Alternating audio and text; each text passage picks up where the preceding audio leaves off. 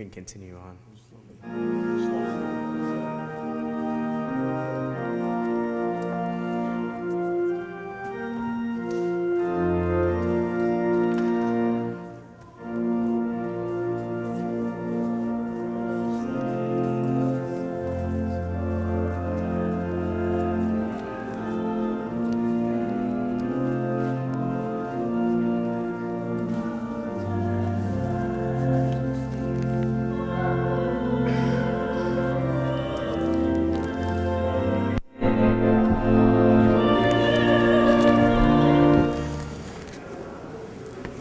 Good afternoon. My name is Dylan Eklund, and I am the Senior Patrol Leader of Troop 353 Eastchester. And on behalf of our troop, I would like to welcome you and thank you for coming to Scouting's highest award ceremony, an Eagle Scout Court of Honor. Today we honor Scouts Derek Chung, Kenneth Faircloth, Andy Mrose, Matt Occhicone, Noah Orlando, and Alejandro Urbina. After the ceremony, there will be refreshments in the Immaculate Conception School cafeteria. The restrooms are also located in the rear of the church. At this time, may I ask everyone to please take a minute and kindly turn off your cell phones.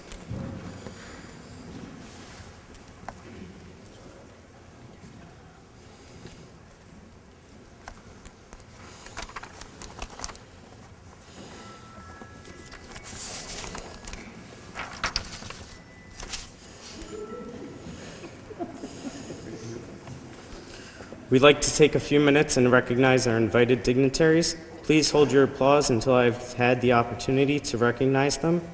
When I call your name, please stand to be recognized.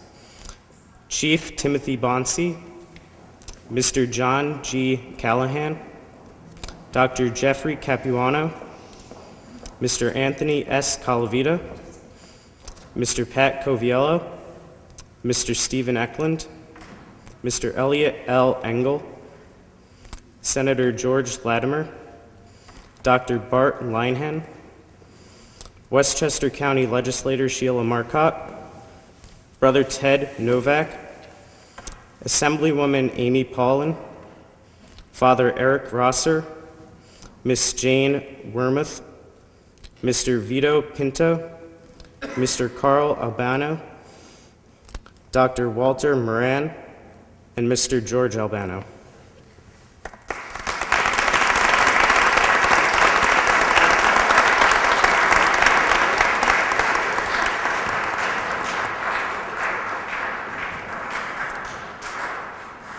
Finally, we want to recognize all Eagle Scouts.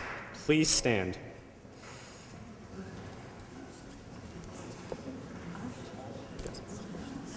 Everybody, please stand.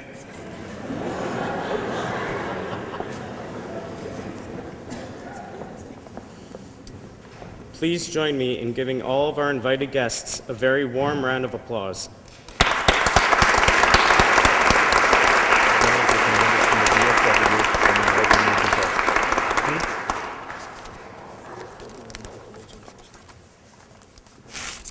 I would also like to recognize the VFW Hall, which is here today.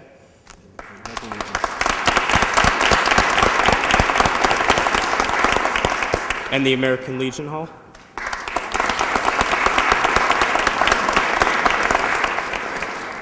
Thank you. Now would everyone please rise as we turn the program over to our troop chaplain's aide, Marcus Deknatel, for our invocation. And would everyone please remain standing for our flag ceremony, pledge, and national anthem.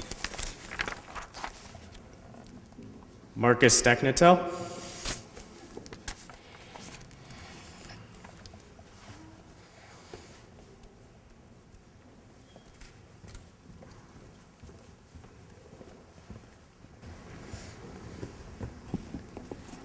Please let us bow our heads in prayer.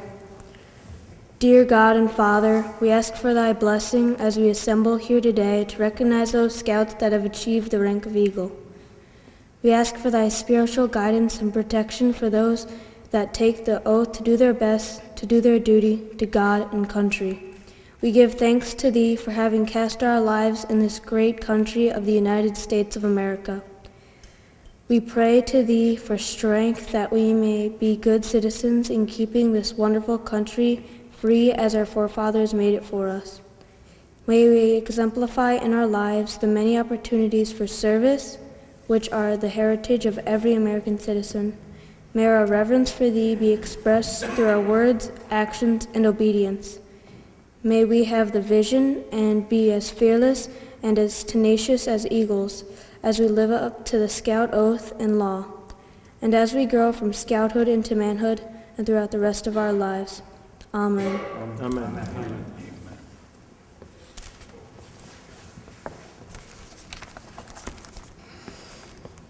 Color Guard, advance.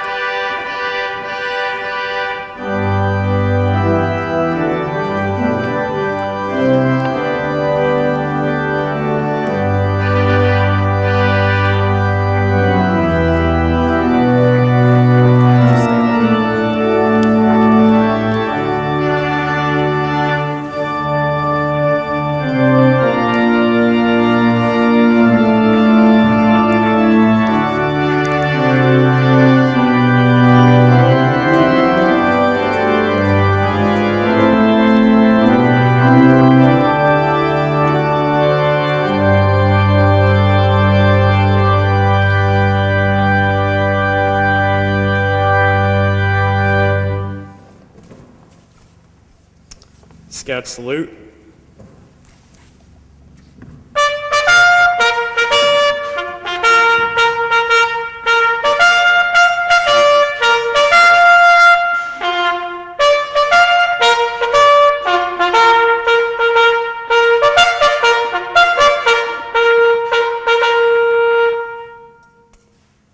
Two.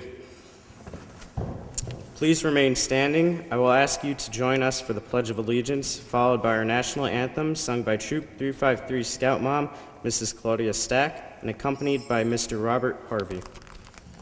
Scout salute. I pledge allegiance to the flag of the United States of America and to the republic for which it stands, one nation, under God, indivisible, with liberty and justice for all.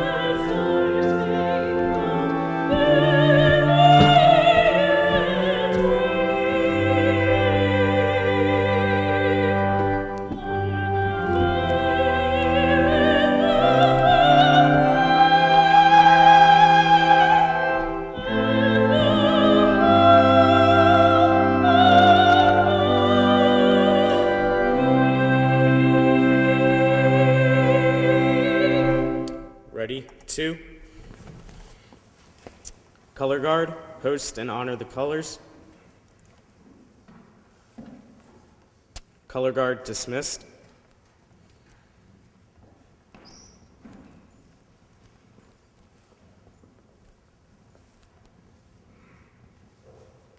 Would everyone please be seated?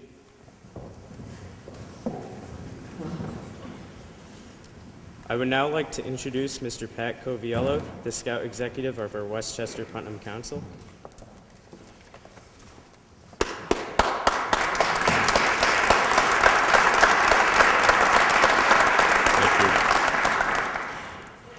By the authority vested in me as a representative of the Westchester Putnam Council of the Boy Scouts of America, I declare this Eagle Court of Honor to be duly convened. The Eagle rank is the highest and most coveted award in all of Scouting. Today we have the honor and pleasure of recognizing 6 Scouts: Derek Chung, Kenneth Faircloth, Andrew Mrose, Matthew Occhicone, Noah Orlando, and Alejandro Urbina for achieving this very special award. You know, the most enjoyable part of my job as Scout Executive at Westchester Putnam Council is going to Eagle Scout Courts of Honor, because it gives me the opportunity to see the great achievements, accomplishments, and the outstanding young men who we bring through the Scouting program. And when you sit and you think about that there's a long road to get here, and that there's 6 of these young men that have made this achievement, it's truly awesome. And I'm truly pleased to be here, and I congratulate each of you guys on your achievements, which we'll hear more about today. I also want to congratulate the parents of these young men, because all of you have also been part of that long road to get to Eagle Scout. And the support and the love and the caring that you've given each of these guys is going to carry with them for the rest of their lives, just like the Eagle badge will. So congratulations. And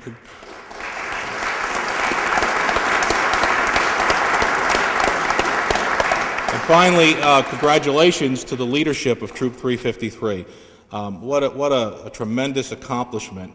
I go to Eagle Courts of Honor all the time throughout the council, and it's great and it's super to see 1 or 2, which is what we see most of the time. But to come to an Eagle Court of Honor and there's 6 Eagles all in one opportunity to recognize and congratulate them, that says a tremendous amount of what it takes for these gentlemen and ladies who are the leadership of Troop 353 to provide such an outstanding program. So congratulations to all of you.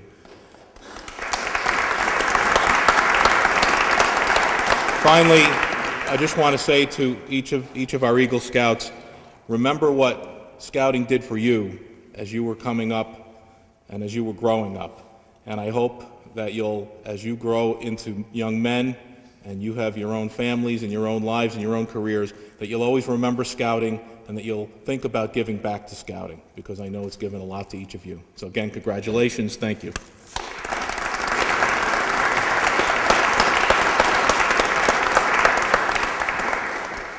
I would now like to introduce Post Commander Joe Mamana of the Leroy Gregory American Legion Post 979, a great friend to our troop and to our community.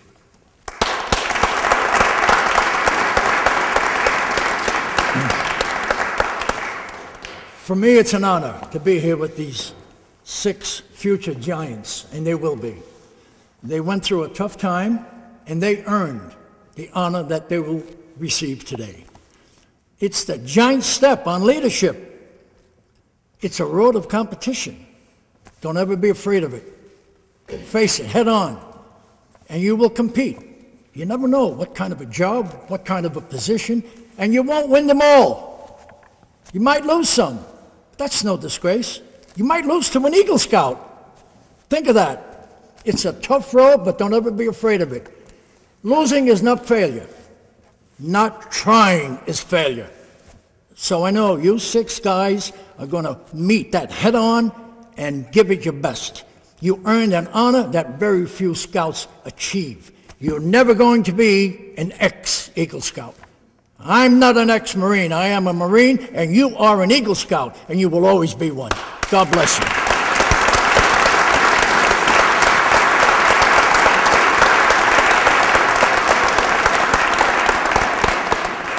Thank you, Commander Mamana. I would now like to turn the podium over to Troop 353's Assistant Senior Patrol Leaders, James Stallata and Brian Smith.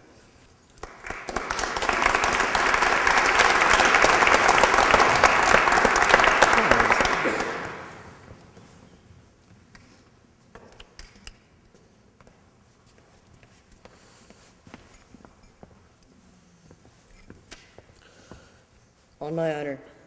Meeting your solemn promise, a promise that relies on your good reputation as to whether or not it will be carried out. I will do my best.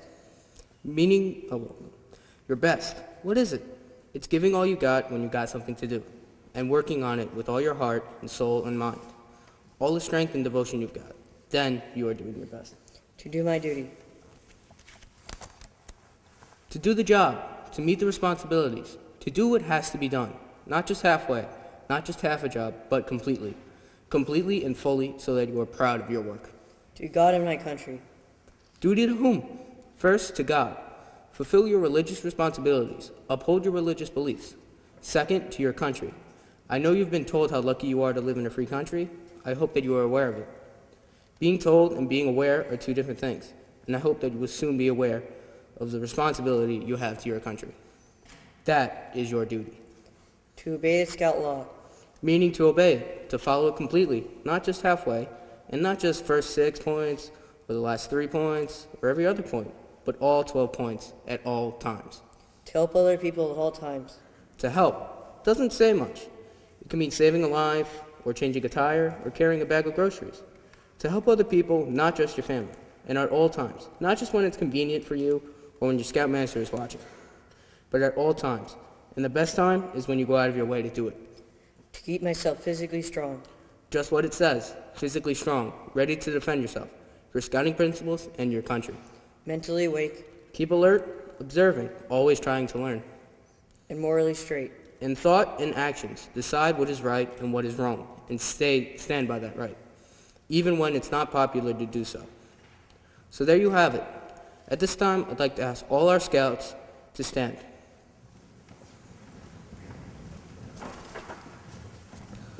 Let's all recite the Scout Oath, not as something you've memorized, but as something you truly mean. Scout sign. On my honor, I will do my best to do my duty to God and my country, and to obey the Scout law, to help other people at all times, to keep myself physically strong, mentally awake, and morally straight. Thank you. You may be seated. Now I'd like to ask Scout Sean Byrne to please come forward.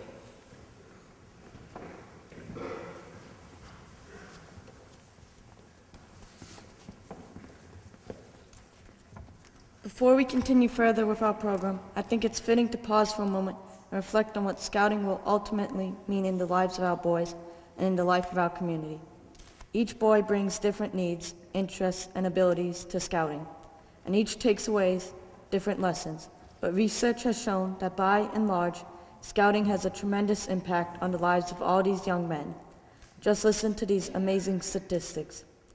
Of any 100 boys who become scouts, it must be confessed that 30 will drop out in their first year. Perhaps this may be regarded as a failure, but in later life, all of these will remember that they had been scouts and will speak well of the program. Of the 100, only rarely will one ever appear before a juvenile court judge. 12 of the 100 will be from families who have no religious affiliation. Though scouting, these 12 and many of their families will be brought into contact with a church, synagogue, or mosque, and will continue to be active all their lives. 6 of the 100 will enter the ministry. Each of the 100 will learn something from scouting. Almost all will develop hobbies that will add interest throughout the rest of their lives. Many will serve in the military and in varying degrees profit from this scout training. At least one will use it to save another person's life, and many will credit it with saving their own.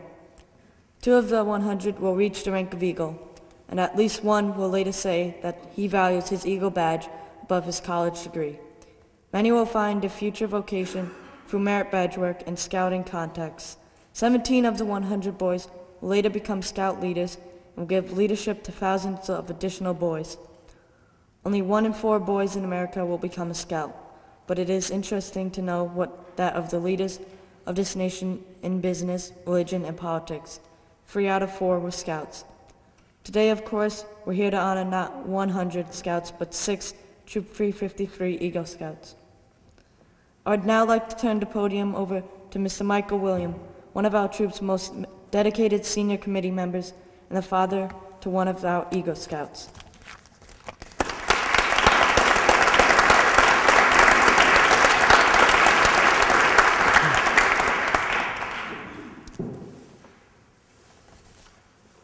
Early one morning, a young boy stood at the trailhead.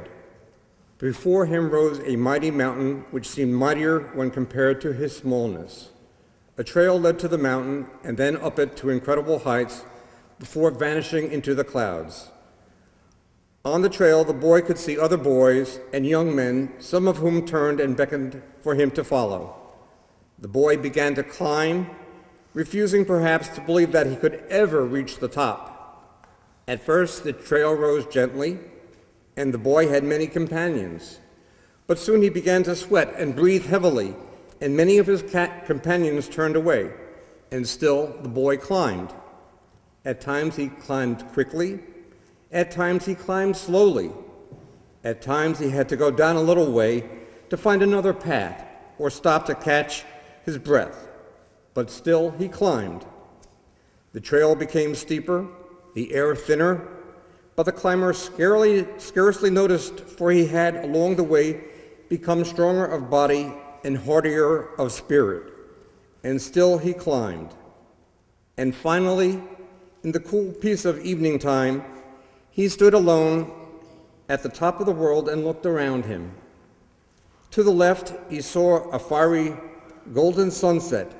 On the right, he saw a diamond-studded, silky black night sky. Behind him, he saw the trail that he had followed and the hikers who were following in his footsteps. And in front of him, he saw another mountain, and another, and another, and a whole procession of mountains marching off to the horizon. But the young man, for now he was a man, knew that none of these other mountains were insurmountable, that all could and would be climbed, for he had learned many skills in the climbing of the first mountain, and he would carry those skills with him long after this mountain was forgotten. And besides, he could begin climbing the next mountain tomorrow. Tonight, he would rest and celebrate and ponder the journey he had completed. And so today, we pause to rest and celebrate and honor these fine young men, Eagle Scouts, Derek Chung, Kenneth Fairclough, Andy Mrose, Matthew Occhicone, Noah Orlando, and Alejandro Urbina, as they each stand at the top of the world and look around. I would now like to introduce, and I think these boys deserve a round of applause for what they've accomplished.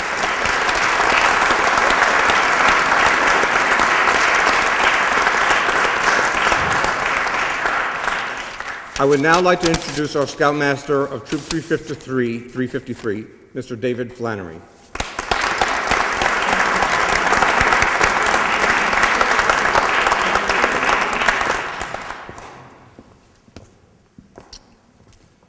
Good afternoon. I see my name here, but there's no speech. Mike? So I'd like to welcome everyone here today, our dignitaries, our esteemed veterans, our parents of our Boy Scouts, their extended families, parents of our Eagles. And we have Father Rosser here? No?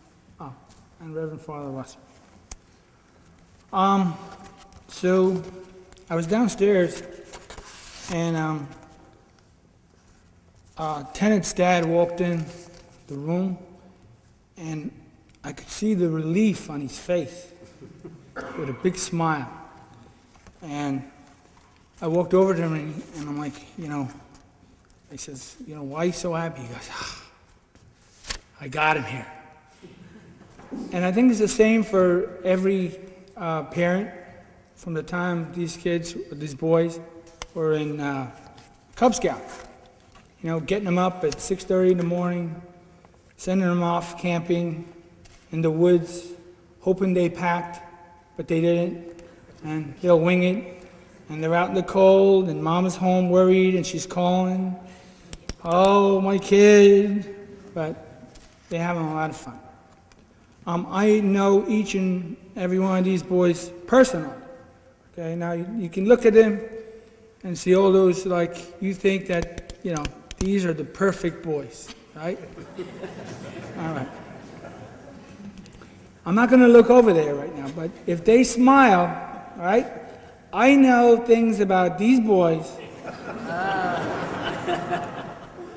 I'm not looking there. If they're smiling, They're all smiling. they're all smiling. You're not telling. Even Alejandro. Okay? So I have a Chevy Suburban. They call it the Flan van. Okay? And what happens is we go on long trips, and they forget I'm there. And they talk about everything, and from time to time I have to remind them, hey guys, I say, you're cool, Mr. Flan. So what happens in the Flan van stays in the Flan van. So I'm very proud of these boys today. I've known some of them for 7 years, some of them for 5. I have a good relationship with them. They'll be missed, but they're not going that far away. My son, Jack Flannery, is coming up next month, and everybody calls him, Mr. President. And I think, it's my belief, that Tenneth's going to give him a run for his money. And that's how I'm going to the White House, to Tenneth.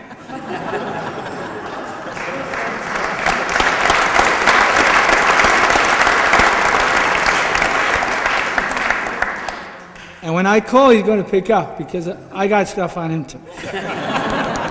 So enjoy the rest of the event. Sorry I didn't have a speech. And in the back of the program, you'll see the Eagle Scouts and their mentors. Okay, and you'll see Mike Occhicone's name here 3 times. 1, 2, 3. Mike is also my mentor.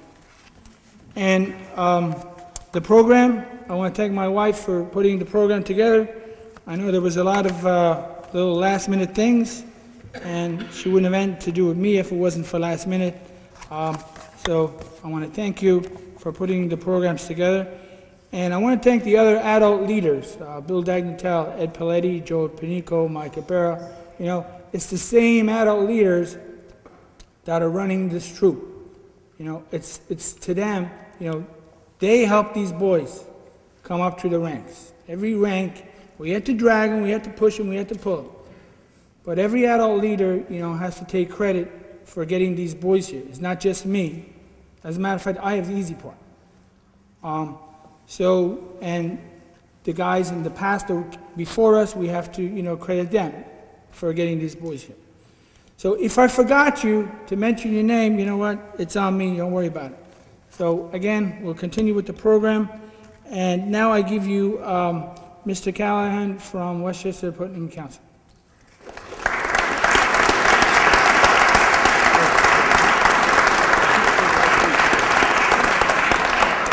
And Mr. Callahan was prior Scoutmaster of Troop 353 back in the day. Back in the day.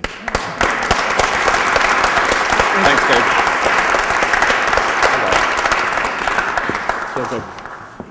Thanks, Dave. It's really a pleasure being here today and being with so many of you here to celebrate and recognize the accomplishments of these young men. And I want to thank you for inviting me to play a significant role in this Court of Honor. It means a lot to me. It was back in 1992 that this troop was started. And I found a couple of adults, and I said, guys, it'll be 1 hour a week, just sign this form. And then there were about 12 boys who joined, and our biggest accomplishment in the first year is we didn't lose any of them. But we didn't lose any of them permanently. We would lose them for half a day or a day in the woods, but we found them all. And then after about a year, the guys from Pac 7 in Tuckahoe came along and rescued us, the first group, with Mike William and Mike McGuire and Mike Schroeder, all of whom became my good friends, and then the troop really got rolling. And in 1999, at Father Fattle Hall, we had our first Court of Honor, Eagle Court of Honor, where there were, this is the insert that will be put in the program later. There were Eagle Scouts in this troop in the 1990s. With the first Eagle Scouts in this troop, first boys were made Eagle Scout, And since then, if you look at how many Eagle Scouts this troop has generated, for instance, this year, 6 Eagle Scouts. In the entire Westchester Putnam Council, of which I'm fortunate to serve as president of, last year we had 156 Eagle Scouts, and we have over 100 troops. If every troop had generated this number of Eagle Scouts, we would have had over 600 Eagle Scouts last year. We had 156. So what that is a testament to is, first, the fine young men that come into this troop, the commitment of the parents in this troop to help their sons progress, and the dedication of the scout leaders. And it's not easy being a scout leader. Not only do you have to put in the time, but there's a whole program that goes with this that you have to learn and work within the boys. So I want to thank all of those people, and it's a testament to them that this troop is able to generate so many scouts, Eagle Scouts. Okay. Right, David, Tenneth, Andrew, Matthew, Noah, Alejandro. In a minute, I'll have the privilege of giving you the Eagle Scout charge on the occasion of your elevation to the highest rank in scouting. Your scout leaders have attested to your worthiness of the honor being bestowed upon you today. And so today you will join the elite ranks of Eagle Scouts, joining the just over 1 million other boys who have achieved this rank since 1911. All right? So now I'm going to give you the Eagle Scout charge, and this is the same charge I had the privilege of giving to Troop 353 Eagle Scouts John Clark, Matthew Keller, and Michael Schraudner at the Tuckahoe Community Center on February 9th of 2000. So gentlemen, if you'd rise. All right, Derek, Tenneth, Andrew, Matthew, Noah, Alejandro, I charge you to live the Scout Oath and Law. You have all heard it said, once an eagle, always an eagle. But becoming an Eagle Scout is not an honor you earn and then put on a shelf, but it is rather a lifetime commitment to do your best to live up to the ideals contained in the Scout Oath and Law, as you pledged to do earlier today. You assumed an obligation to do your duty to God, to your country, to your fellow scouts, to mankind, and in general to yourself. It is an undertaking which is both noble and difficult, but as you do your best to achieve it, you will bring honor to yourself and other scouts. As Eagle Scouts, you are among the best that scouting produces. And scouting will be judged by your actions. Scouts will look up to you as role models. Your positions are one of honor and responsibility, and more is now expected of you than others. Derek, Tenneth, Andrew, Matthew, Noah, and Alejandro, I charge you to be good citizens, to be among those who dedicate their skills and ability to the common good, to provide moral and compassionate leadership, to defend our fragile environment, which we as Scouts and Scouters have a special appreciation for, and to give back to others just as your parents, families, friends, pack leaders, troop leaders, and fellow Scouts have given to you. Derek, Tenneth, Andrew, Matthew, Noah, and Alejandro, I charge you to have inner strength and the courage to take risks, to challenge yourselves to continue to perform at the high level you have demonstrated to achieve Eagle Scout, to not be afraid to be different, to be uncommon men, to take risks and defend your values and beliefs, to not spend your lives as critics, but as doers of deeds, to not be afraid to fail, but learn from your failures and pick yourselves up and get going again, and finally, to do your best, realizing that that is the most anyone can expect from you. Thank you, President.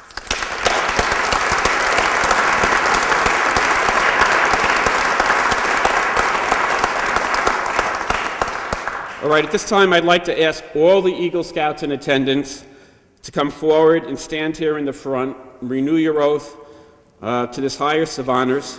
And what we'll do, why don't we have the new Scouts? You fellows stand in the middle, perhaps, and the existing Eagle Scouts stand on each side of you. I'm doing this for the photo op, you know. I've been told to make sure you guys are in the middle.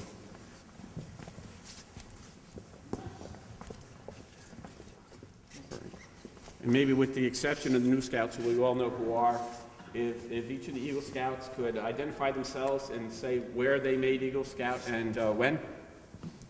Go ahead. Oh, that's terrible. You're prepared for this. You do it every year. Tom McCandless, 1971, Troop 452, Fort Worth, Texas.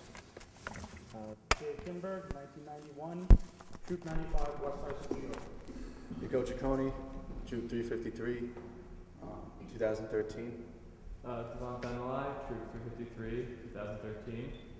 Devin Dennis, Troop 5 Yonkers, 2013.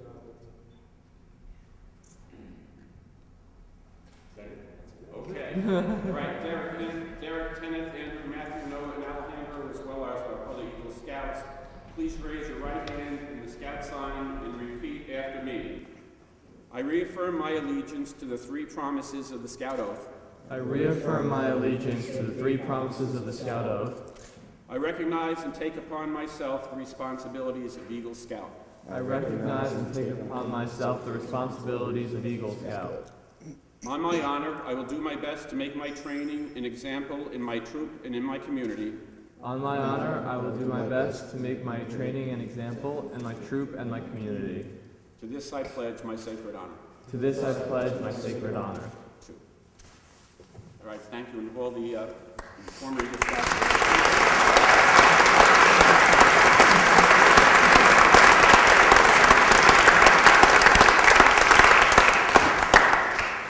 Okay, here we go.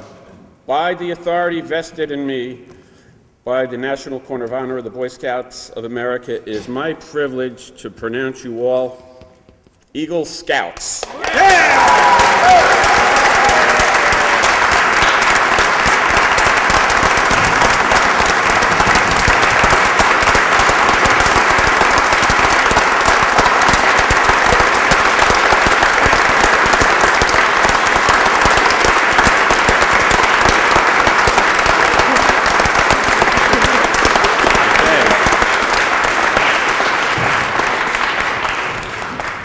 I think that means they approve. Okay. And let me be one of the first. On behalf of the Westchester Putnam Council, its executive board, its professional staff, represented by Mr. Coviello, and the 3,000 adult volunteer leaders in this council, fully confident that you guys are going to live up to the Scout Oath and Law, be among the first to congratulate you on your accomplishment. Okay. I'm sure we all agree that some special people should be given the privilege of standing with you and in some measure in sharing in your honor. So at this time, I'm going to ask the Honor Guard to please escort our Eagle Scout parents to the podium area to stand behind their sons.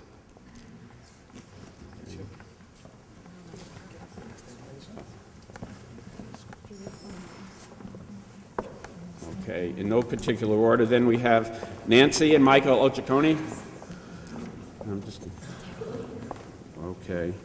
I'm just going to say May and Brandon Chung. Just stay behind your sons, please. Lorraine and Kenneth Fairclough. Midori Fukushima and Ulrich Mrose. And Pamela and Robert Orlando. And Catherine and Dr. Julio Urbina. All right, first we have to find our sons. Okay.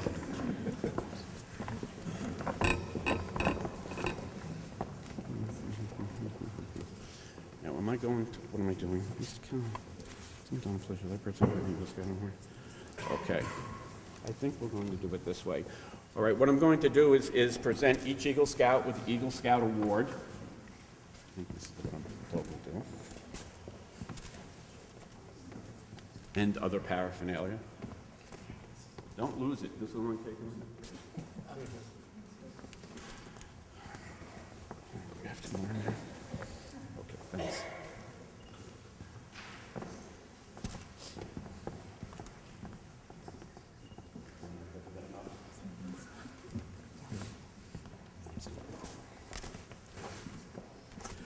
All right. It's with distinct honor and pleasure that I present each of these young men with the Eagle Scout Award. And I now ask each of the mothers to pin the Eagle Scout badge, Eagle Scout Award on your uniforms.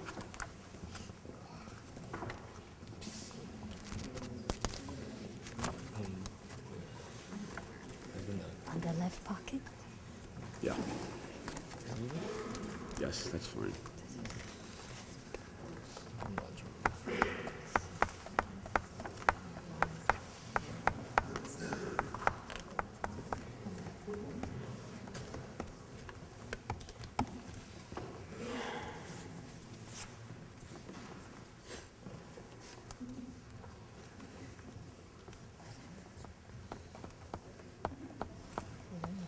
This is always the part where people start sticking themselves with pins, and you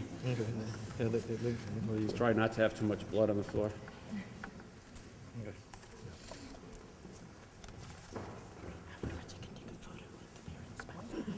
Sure. Okay.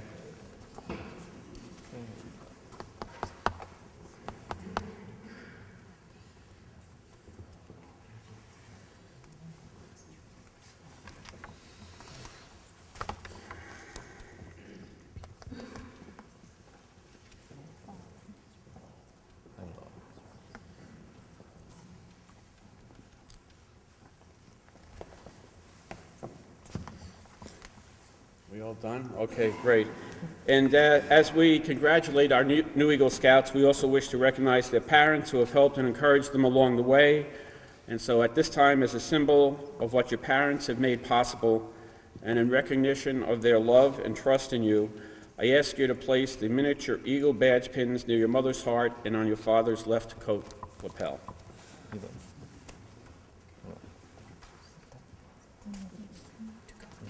Yeah, it's tricky. I'll ask them to pose for a picture before they sit down. Yes, I will. I'll make them do that.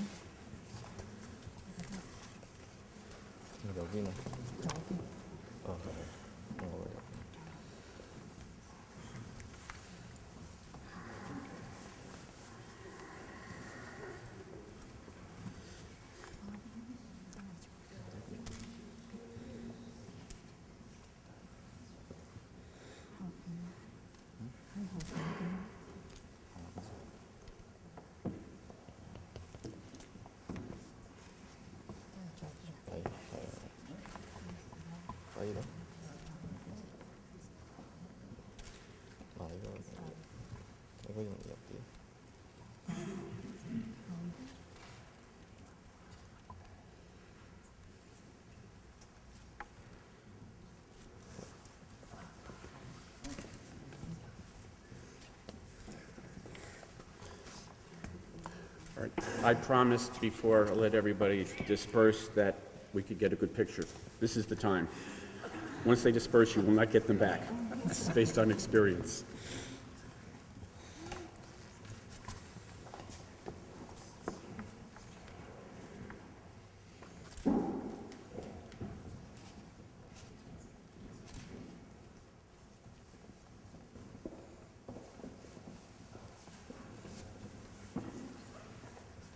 They probably will agree to pose for a picture after the ceremony too, okay? I think so. Okay, I would now ask our Eagle Scout mentors to come forward and to receive their Eagle mentor pins. This signifies the important role of the mentors as Eagle Scout advisors. Please welcome, Mike is already up here, Michael Occhicone, Dr. Julio Urbina, Mr. Michael Williams, and Mr. Robert Collins. Yeah, that's fine. There's a button there.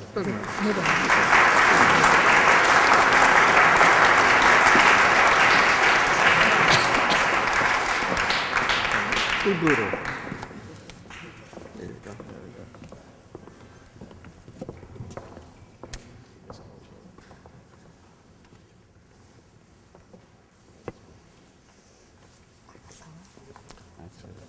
Thank you. That's it. The Boy Scout. That's it. Congratulations, okay?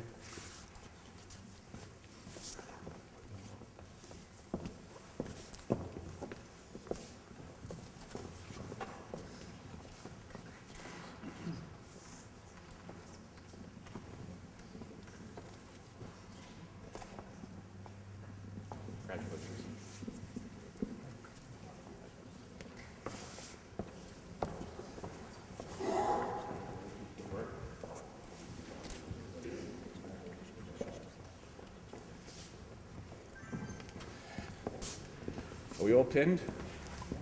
One slow pinner? Okay.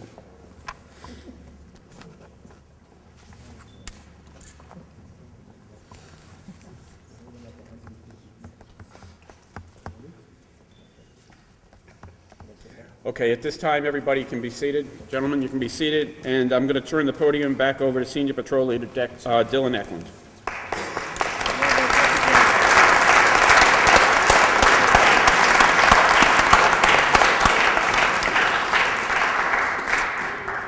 It is time to hear from our Eagle Scout mentors who will introduce our new Eagle Scouts. I would like to introduce Mr. Michael Williams, Senior Committee Member, Assistant Scoutmaster, and Eagle Scout Dad, and ask him to please come to the podium.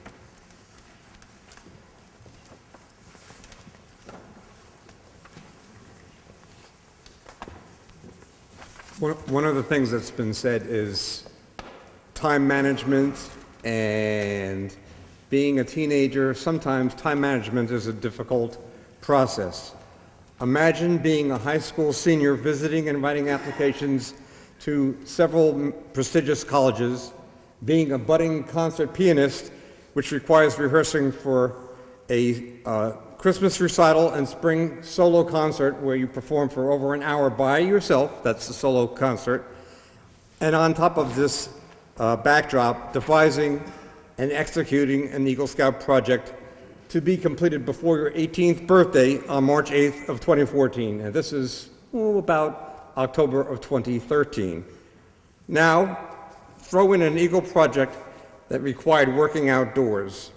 We're having a heck of a winter this year. If you remember last year, it was just about the same, except more snow. The weather set the tempo in Derek's quest for the rank of Eagle Scout. And just using a few new words that you younger scouts might learn to describe Derek in this process, one word would be tenacious, which is holding fast or persistent, stick-to-itiveness, sagacious, being keen, having a keen practical sense of getting things done, determined and effective.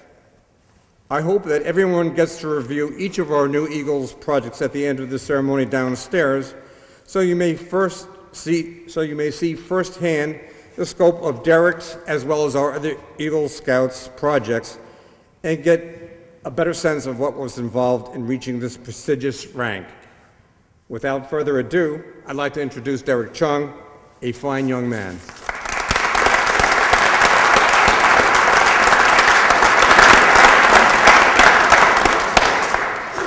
Hello everyone, my name is Derek Chung, and today I'll talk about what scouting means to me. Although to put my whole scouting journey into 4 pages of paper is impossible, for there are too many events and adventures to list, I will do my best.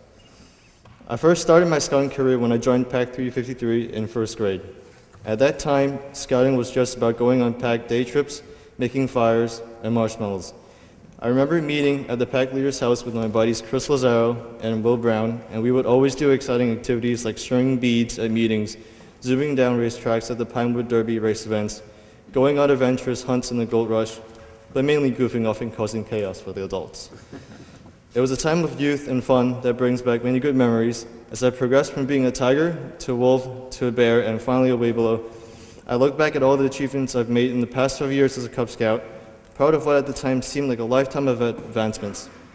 However, little did I know that the time I spent in Pack 353 was only the very start of a great journey in the vast world of scouting. Joining Troop 353 was no doubt one of the best things that ever happened in my life. I still clearly remember the night when I shook Mr. McCounts' hand as he welcomed me into the troop meeting.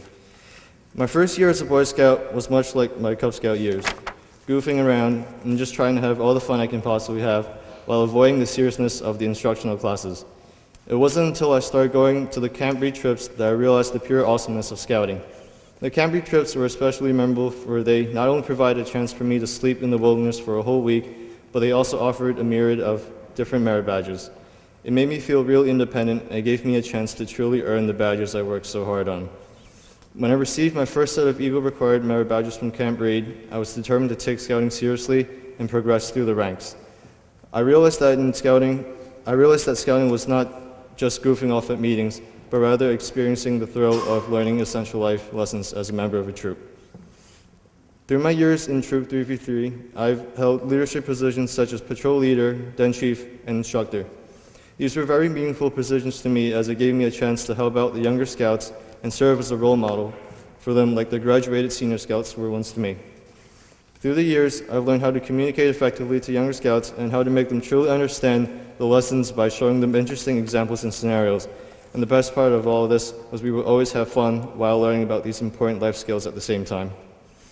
These positions have given me much satisfaction in that I know that I'm contributing to the troop by helping the new kids out the same way the troop helped me when I was younger.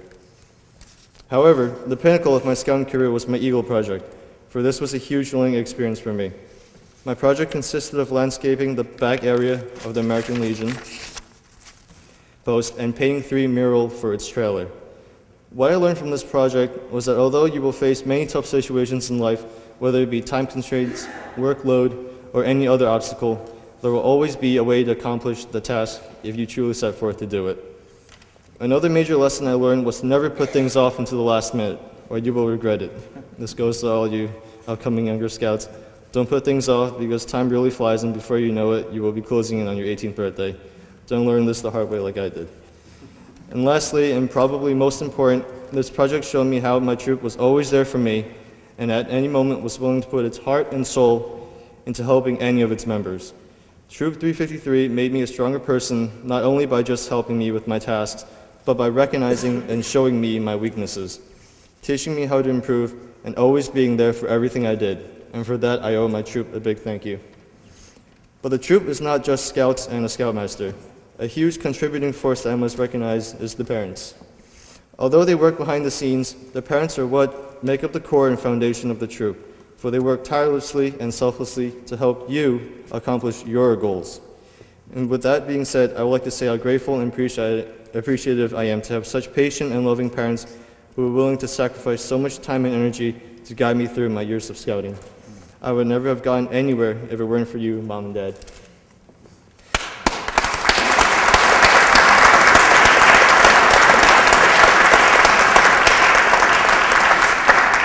For many years since I was a tenderfoot scout, I've sat at Eagle Court of Honors and watched as the troop's most honorable scouts would stand proud at the podium as they spoke about what scouting meant to them. And every Court of Honor, I would wonder to myself if I would be standing there one day. For I knew that the road to the podium was a long and hard one. And on this road I have found myself wanting to quit and give up many times, but through the guidance and the wonderful people of Troop 353, I was able to make it to the end of this road. To the younger scouts, I know the path you are traveling on is hard, but in the end, it is really worth it. And like what Mr. William and Mr. Stroudner have said in many Eagle Court of Honors, when you do finally arrive at the end of this road, you will see another road in the distance, and another one, along with many other mysteries and unknowns. But you will no longer fear and dread the journey through these roads, for you already know how to venture through the unknown. Lastly, as I stand up here, like I once dreamt I would like to once again dedicate to my troop a sincere thank you for always being there for me and for being such a big impact on making who I am today. Troop 353 was not just any other scout troop, it was my family, and has truly made my last 6 years something I will never forget. Thank you.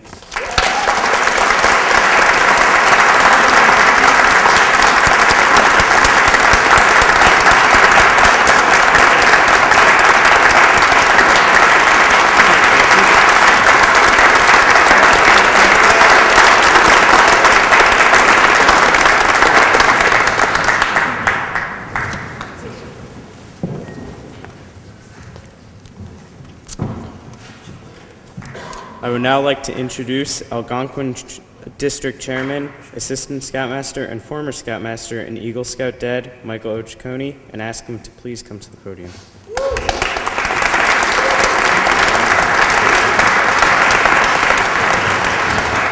Well, good afternoon, everyone. Good afternoon. Very quickly, I just want to acknowledge and say thank you very much to our Eagle Scout parents for all their efforts in putting this together. And in particular, I want to thank Dr. Urbina for spearheading the effort. Dr. Urbina's daughter, just this past week, was rushed to the hospital for an issue with regards to her appendix and needed some emergency surgery, and yet the family still carried through in the Troop 353 spirit.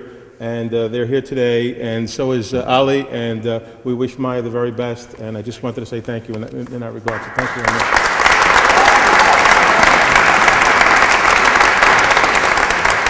So who am I talking about? Tenneth. Well, this outstanding young man is a senior at Cardinal Spellman High School in the Bronx. And his project involved the major renovation of the boys' locker room there. Now, Cardinal Spellman has a pretty significant football program, and if you've ever been down to the locker room, it's not a room, it's a wing. It's an entire wing of the school, and it really is tremendous. And there's lockers all around. It's probably space-wise the same size as this church, okay? And there's a small room off to the side where there's some additional lockers. And his project included the repairing of all the lockers in the room. Many of them were broken. They weren't being used at all, in fact.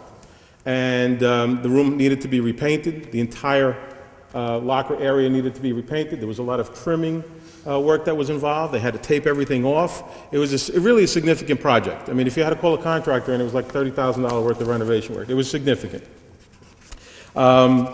So here's how he starts off. He gets his project approved. He's got to get all his signatures in place for his application. He gets everything done. He sets up a date with Mr. Flannery. He's got the date ready to go. And he calls up and he says, Mr. O, he says, they stopped the project. I said, what's the matter? He said, they stopped the project. He goes, they don't know if it's lead paint. And he goes, I can't go on with the project. So I said, okay, well, what's your alternative here? And he said, well, I have to come up with a paint test. And I think he spoke to Mr. Paletti, if I'm not mistaken. He spoke to Mr. Paletti about it as well. And he ended up getting a paint test. And as it turns out, it wasn't lead paint. Okay, so there was no concern as far as because all the lockers had to be sanded down before they could be painted. So he started off with a bit of a hiccup. But he took a step back, and he got his way around it. And he just kept going through the project. Now, he overcame that small obstacle. And the project itself was no easy task, like I was saying, and I want you to imagine this. The lockers were going to be painted a red, cardinal red for the school, all right? The tape is all blue. Most of the walls were going to be white, and they had plastic tarps all over the floor.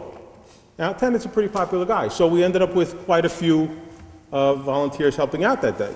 So by the end of the day, we had scouts that were covered in red, white, and blue over plastic and stuck to plastic tarps. And it worked out well. He ended up repairing and replacing some blackboards that were there at the school so that the coaching staff could, do the plays with the players. And it was quite a significant task.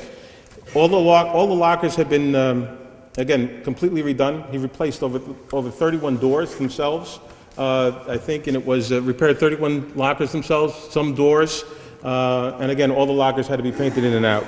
It's a fantastic job. Now, I think of all the different things that I could say about Tenneth, the one part of the Scout law that comes to mind is loyalty, and that's because he's very loyal to his family, very loyal to his troop, and also very loyal to his school. And I think that showed by his taking on a project at that very school. His attention was always very focused. Tenneth was a patrol leader, an assistant patrol leader, and a leave no trace trainer. And part of that requires him to take some comprehensive study, if you will, about learning about the outdoors. And basically what he needed to do is a couple of weekends. He had to educate himself as far as how to conduct himself, be outdoors. And part of that was to train his troop in their outdoor manners, if you will. Now, I'd like to tell you a little bit about Tenneth and his life outside of scouting. Outside, after this June, he plans on graduating, and he's going to head off to college. And he's waiting to hear back from universities like Cornell, Syracuse, and St. John's. And you will hear back.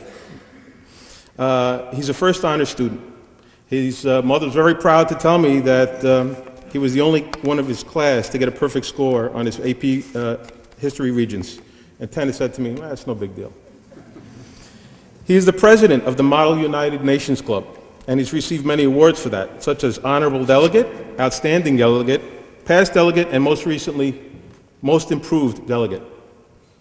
He is a member of the National Society of High School Scholars. And like Scouting, this is an international organization. It includes over 160 countries. It's a significant application process to get into the organization and recognizes the academic excellence at high school level and encourages members to apply their unique talents, vision, and potential for the betterment of the world. I'd like to read you an excerpt of a national press release that went out last year from that association concerning Tenneth.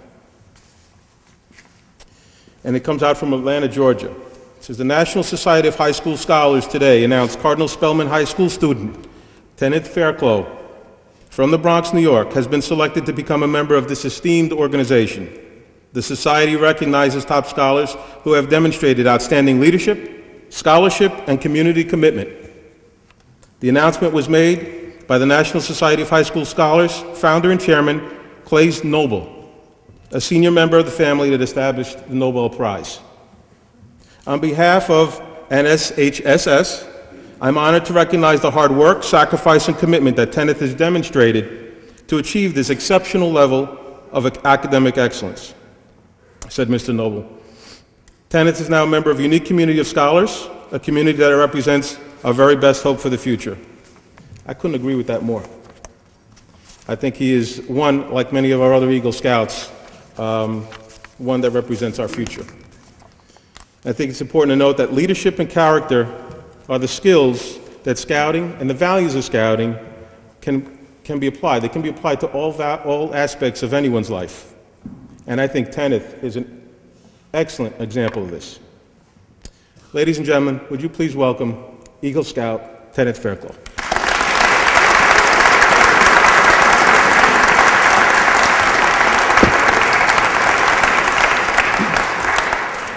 Good afternoon, everyone. For 7 years, Boy Scout has been a very essential part of my life, and I have learned many different things, especially at Troop 353. I have learned how to successfully tie a square knot on my 7th try, and how not to panic when your canoe boat is overturned by your friends. I have also learned that if you drive with Mr. Flannery in the Flan van, your life will take a crucial turn.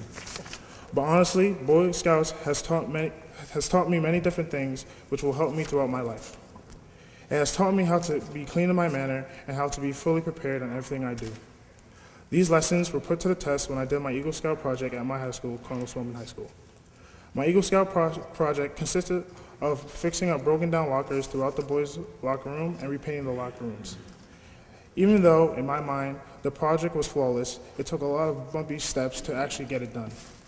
The biggest problem I had to overcome in the project was a hole within the project in which I had to do lead test poisoning on the walls and lockers that I was going to paint. When I first heard this, I thought it would take a lot of time off my project and I would have to reschedule everything I planned out for the project. This was a barrier that I had to step over and complete to get my Eagle Scout project going. But with the help of my parents, my brother, and my sister, I was able to overcome this obstacle and start my Eagle Scout project. After 2 days of hard work and dedication from my Scoutmaster, Scout mentor, friends, and family, my project was a success. It felt great knowing that I gave back to an institution that gave me so much for over 3 years. I would like to thank a lot of people for assisting me in my Boy Scout career, so I will keep this short. I would like to thank Mr. Occhicone for being a great mentor for me throughout my Eagle Scout project and always emailing me constantly asking how everything is. I would also like to thank Mr. Flannery for picking on me for the last 5 years, but always being there for me every time I need something. I would like to thank my troop, my fellow Scouts, for teaching me the many different things about Scouting and what Scouting is about. I have created a bond with all my fellow Scouts that I will remember for the rest of my life. I would like to finish this off by giving out a special thanks to my parents, especially my mother, on the constant reminders every single day of my Eagle Scout project, for the troop meetings and for troop outings, but doing it out of kindness and love, trying to see their son as an outstanding person that I am today, because without them and the support from my family, my friends, and my troop, I would not be standing here today receiving the rank of Eagle. Thank you.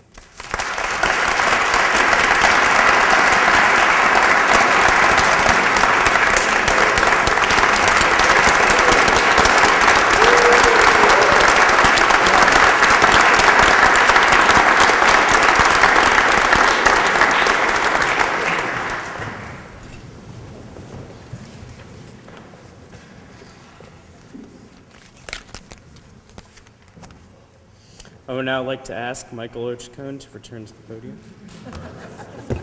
Thank you.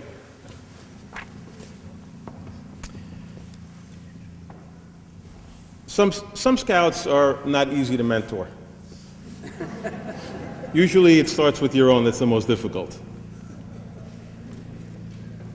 You've got to constantly remind them about procedures, things to do. You have to press them about timelines and setting goals, and for just following through and making sure they're where they're supposed to be and that they take care of business as needed. Now, Andy Mrose was exactly the opposite. Before I could remind him about anything, he would send me emails that he had it done. Hey, Mr. O, here's my application. Take a look at it? Okay. Hey, Mr. O, I spoke to Mr. Paletti and I set up a date to schedule my project. Hey, Mr. O, I got all the tools, all the gloves ready to go. Oh, by the way, I got the first aid kit too. I actually tried to catch him with being not prepared, and it was more like Andy is my mentor than the other way around. And consistent with the Scout motto, Andy knows how to be prepared. Now, for Andy's Eagle Scout Service Project, he collaborated with Habitat for Humanity to improve the condition of a house's backyard in Yonkers. And the house was in a neighborhood of homes that were being renovated for our veterans. The overall goal is to complete the house before Veterans Day, when it would be presented at a ceremony to one of our deserving veterans. Now, once Andy had learned that was available to him, he couldn't wait to do that project. And he became interested in one house in particular on High Street. And he developed a plan right away and came up with three components: the installation of a 40-foot fence, the transportation of 3 cubic yards of dirt and topsoil into the backyard, the removal of, it was completely overgrown, of branches and excess construction materials from trash. And he set his date for November 1st. It was drizzling that morning. It was cold. It was damp. It was a really raw day. And he thought initially that maybe he should cancel, but he forged on. And he divided his group. He had a good-sized group helping him out with his project, and he divided them into 3 different teams. And the older scouts worked on the fence installation, while the younger scouts collected all the construction remains and trash that needed to be disposed of. And then he had to deal with all the topsoil. Now, the topsoil had to be taken at a different grade, and there was a staircase in between, and so it had to be carried. 3 cubic yards had to be carried by filling up 5-gallon buckets and then carrying it to the backyard, because, as I said, it was a different grade. Again, it was cold, everybody was wet, and, but for Andy's leadership, he made this happen, and everyone stayed cheerful, everybody was happy, because Andy kept them that way. He has a way about him to keep everybody happy, even if they're working under lousy conditions, and that's really, it's some trait to have. In the end, all the volunteers involved, and especially Andy, found a tremendous satisfaction in contributing and refurbishing the home for a United States veteran. And additionally, Jim Killeran, the director from Habitat for Humanity, commented on, and he does these construction-type projects all the time, and he was absolutely amazed at the huge amount of work that the troop had completed in such a short amount of time. Now, if it wasn't for Andy's dedication and his work ethic, and his leadership, that wouldn't have happened. Now, I'd like to tell you a little bit of a fact about Andy, something that you may not know, is that a little factoid, you know the Rubik's Cube? Everybody seen the Rubik's Cube? It's a 3x3 square with a lot of different colors to it. Well, Andy actually is a master at the Rubik's Cube. And he can, no kidding, I mean, he's entered competitions and the whole bit, and he can solve one in 1 minute, 6 seconds. Is that right? 1 minute, 6 seconds. So he'd have a little fun on the outings. He'd get some of the junior scouts, and he'd bring this thing, and he'd have it all, jumbled or whatever, and it'd be like a Friday night. And he'd say, "Oh, you can't do that? Go ahead, try it. Why don't you try it?" The kid would be working on it all weekend long. So come Sunday morning, everybody's getting ready to go, and he'd say, "Oh, let me see that." Boom. And he'd have it done. And this became like an ongoing joke in the troop, because he would do this religiously, and sort of any new kid that came into the troop would have to try to figure out that Andy was a master at that. It gave us a few laughs along the way. Unlike this one. All right, Andy, as far as Andy's positions in the troop, he's been a den chief, troop instructor, assistant senior patrol leader, and troop guide. Last year, Andy instructed at the Cub Scout Nova Science Camp, overseeing scouts and assisting their instructors. Additionally, Andy is a recipient of the Good Turn Service Award and the Scout of the Year Award. Now, outside of scouting, this young man is extraordinary. He's been a member of the Yonkers High School varsity track team and the varsity soccer team. He's captain of the Henry Richards Youth Club soccer team. Andy is artistic, and he won the New York State Recycles poster contest, and his artwork has been published in a statewide calendar. He received the certificate of recognition from the annual Yonkers Public Schools for an art exhibit. One of his art pieces was to be displayed at the Acilius Gallery at Concordia College. I'm going to try this my best, Mr. Mrose. Hirschlichen Gluckenwunsch and Omegato gozaimasu. Andy, that's a heartfelt congratulations because Andy speaks both German and Japanese. He's a member of the National Honor Society, the National Art Honor Society, the National Math Honor Society, and now we can proudly say he's a member of the Eagle Scout Society. Ladies and gentlemen, please welcome Eagle Scout Andy Mrose.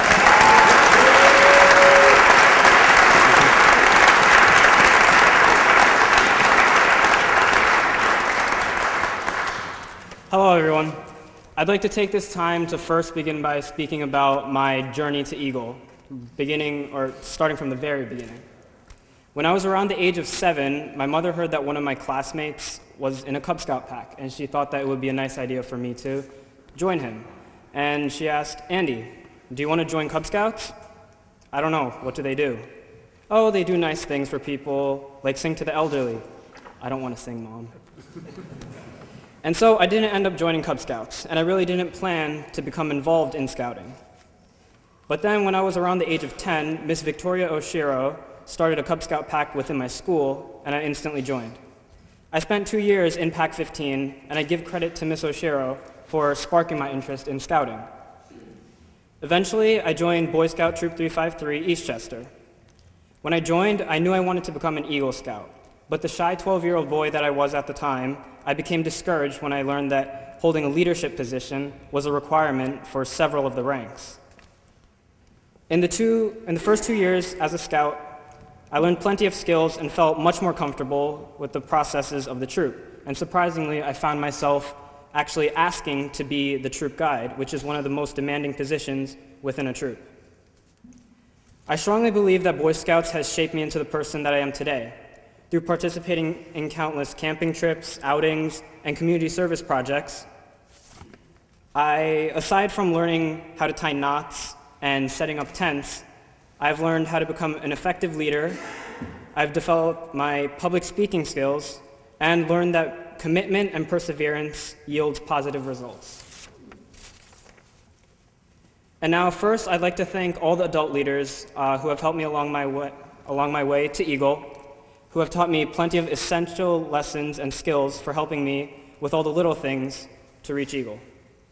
I especially would like to thank Mr. Tom McCandless, Mr. Michael Occhicone, and Mr. Dave Flannery for being my Scoutmasters during my time in Troop 353.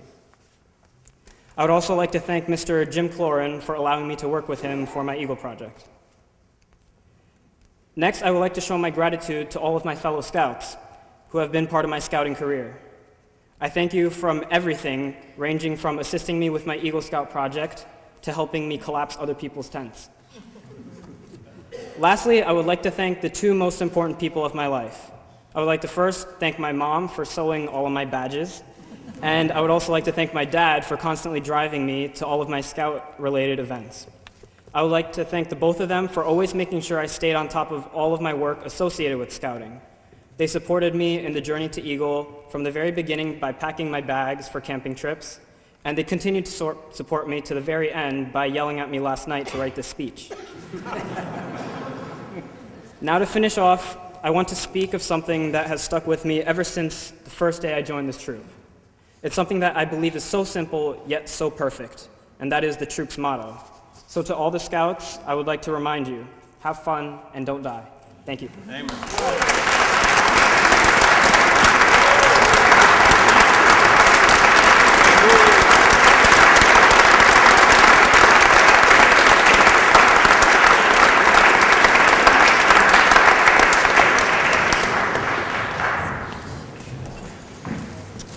I would now like to ask Assistant Scoutmaster Julio Urbina to please come to the podium. Oh.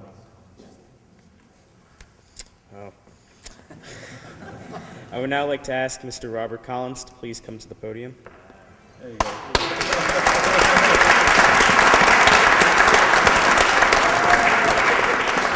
Good afternoon, everybody. Good afternoon.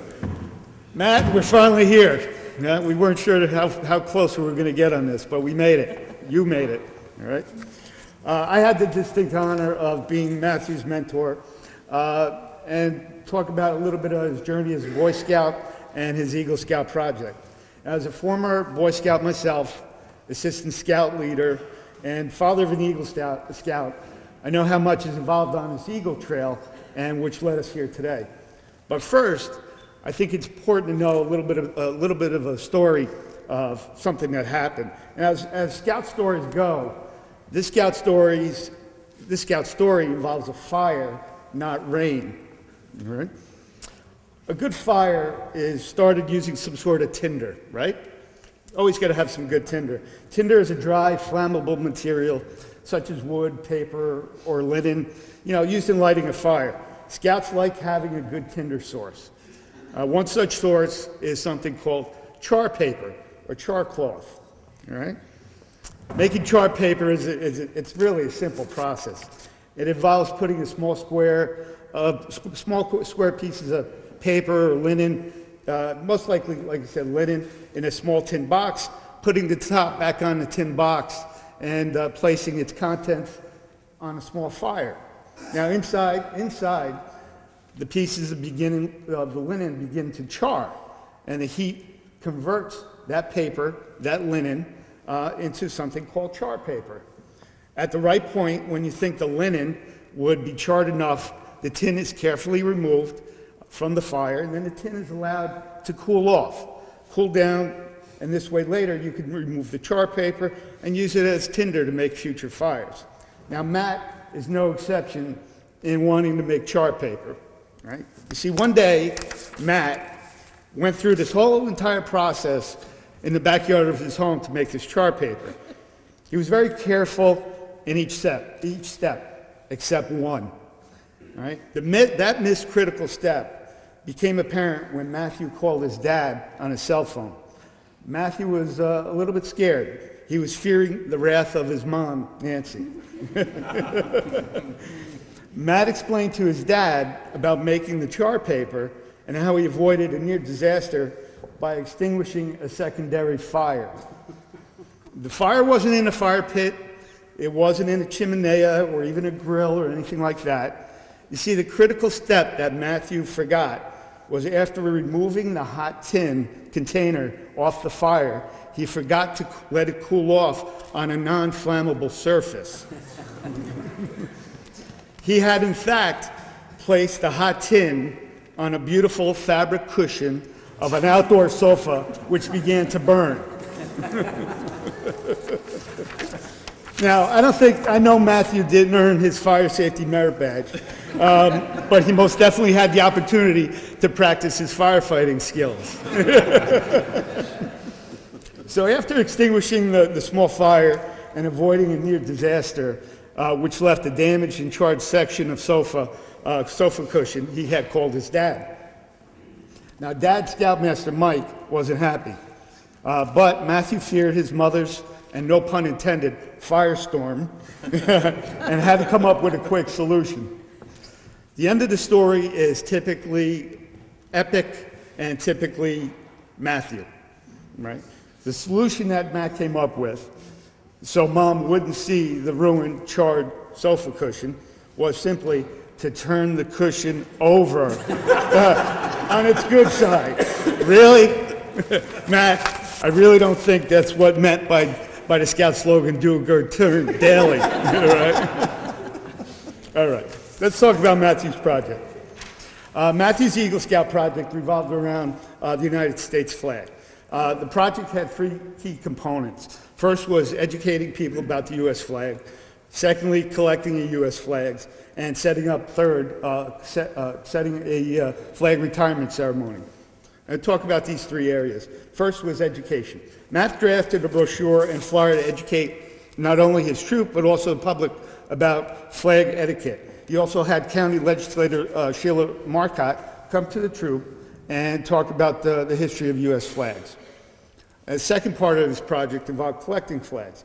Matt set up a flag collection boxes throughout the town and other boxes in the area, and actually had ensured that the flags were picked up by delegating his fellow troop members to pick up these flags at their locations.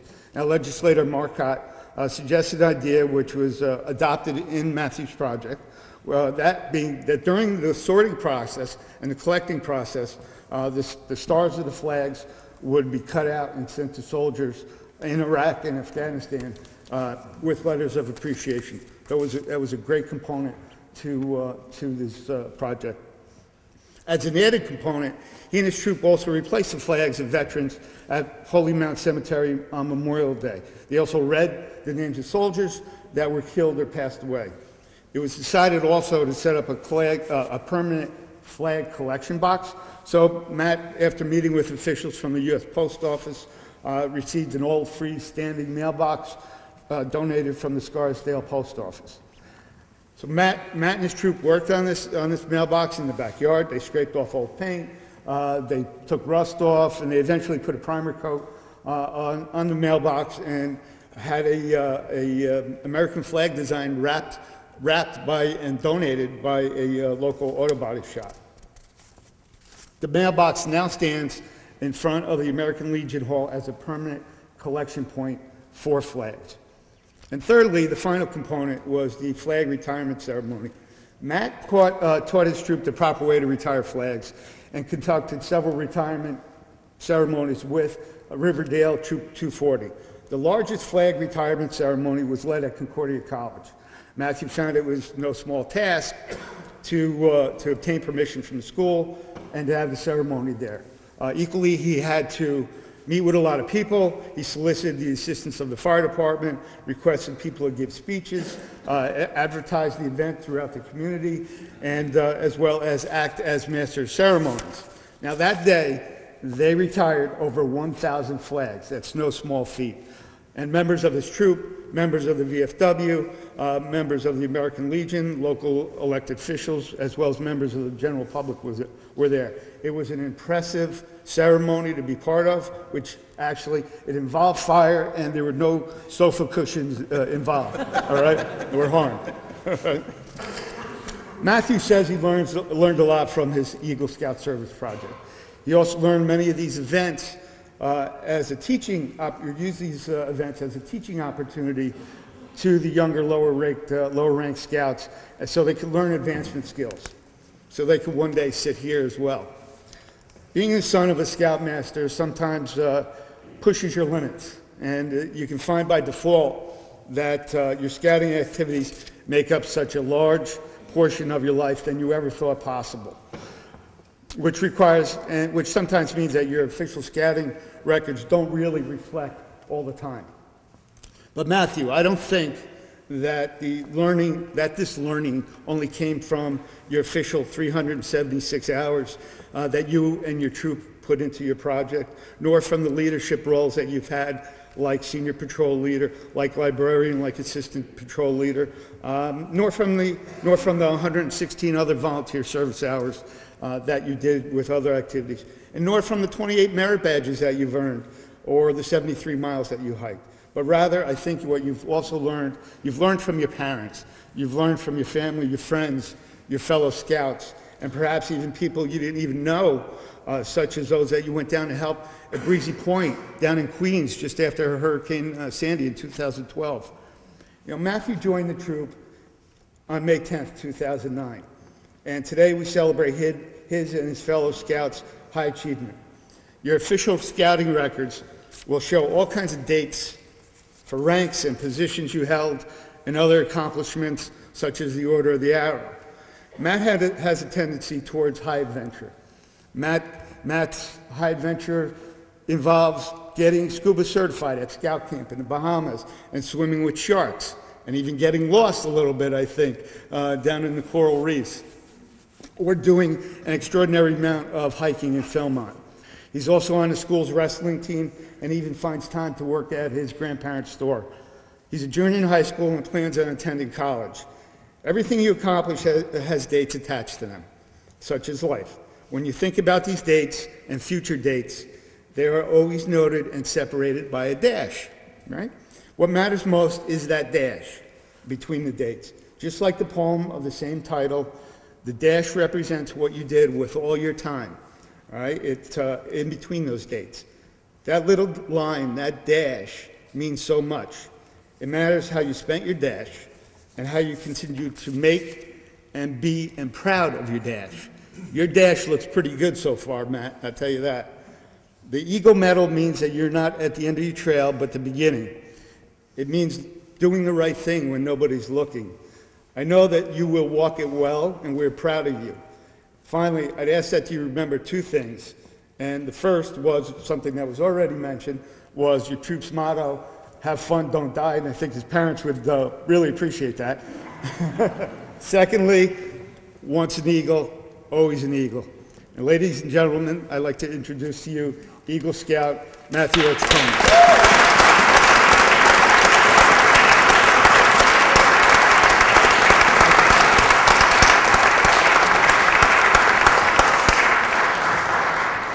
Okay, when it comes to the seat cushion, I plead the fifth. Just gonna put that out there. Uncle Bob, I want to thank you very much for introducing me and guiding me during my project. It's a real honor to receive my Eagle Scout Award. It seems like a long trail to get here, and I wouldn't have made it without the support of many. I owe a very special thanks to the veterans at the American Legion and the VFW for supporting me throughout my scouting years. Veterans like Mr. Michael Fix, Mr. Vito Pinto, Commander Mamema, and Commander Foster, who have helped me with my project throughout the years. You have all made very positive impressions on my life. I'm very grateful to all of you for it.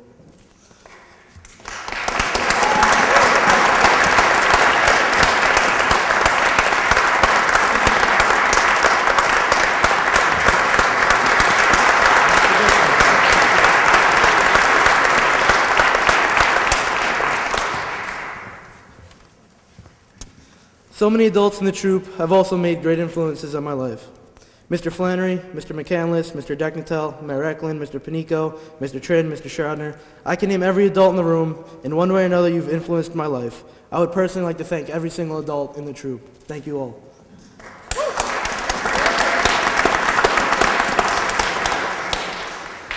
To my family means everything to me. This award is as much as my family's as it is mine. From my grandparents, I've learned a great work ethic that I respect tremendously. To my brothers, Mike and Nick, I know you guys always have my back. I owe a special thanks to my brother Nick, who paved the road to Eagle for me. Nick, you showed me the steps necessary to get to Eagle Scout. You did it way before I did, and I thank you very much.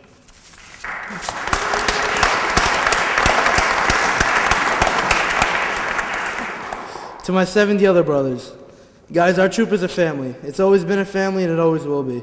I could never have earned any of my ranks, done any of my achievements, or completed my projects without any of your hard work. So thank you to all you guys. You guys really made this happen. Scouting is full of many different opportunities, high adventures being one of them. You have the opportunity to live on a boat for a week, diving with sharks in the Bahamas, or hiking through the mountains in New Mexico with nothing but a backpack and your fellow scouts. These are only two of the infinite opportunities offered by scouting, and it's up to you to take advantage of those opportunities.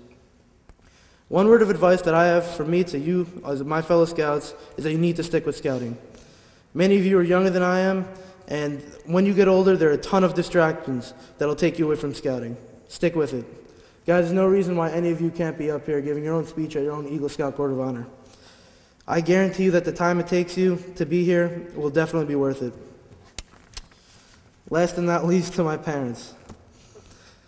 Mom and Dad, if it weren't for you, I wouldn't be here. Really, I wouldn't be here if it wasn't for you two. If it wasn't for your constant nagging, pushing, pestering, and worst of all, talking to me about moving forward, this couldn't have happened.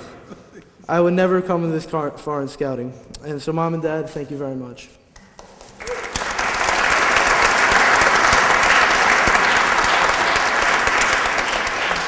I want to say a special thanks to one person who stuck with me the entire time throughout scouting since I was a Cub Scout. He helped me get my arrow. He helped me get my eagle. He's been there forever, my dad.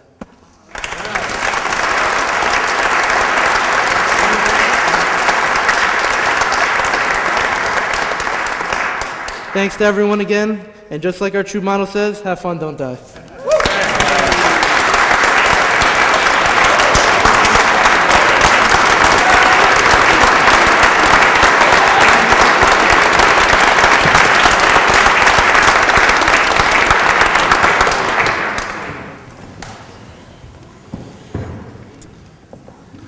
I would now like to ask Michael Occhicone to again return to the podium. Thank you, sir. I want to thank Joey Panico for teaching my son the skill of making charcloth. Mr. Orlando. I spoke to Noah the other day and I said, what types of things would you like me to say? And he said to me, Mr. O, how about just give a shout out to my family? Now, this might take a while. So here's a shout out to Caroline. These are his siblings. Caroline, Chloe, Christian, Sarah, Abigail, Grace, Jedediah, and Daniel. He is one of 9.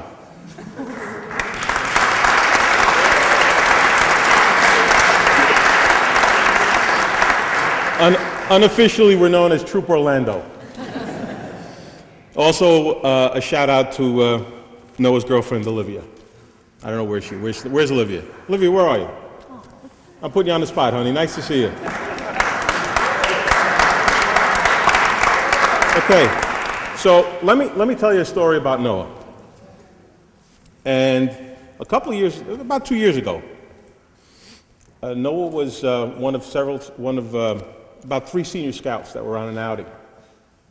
And the outing consisted of a day up at Durland, and we had 2 major hikes going on as well. One was a 10-miler, and the other one was 6 miles. So the scouts went anywhere from 6 to 10 miles that day.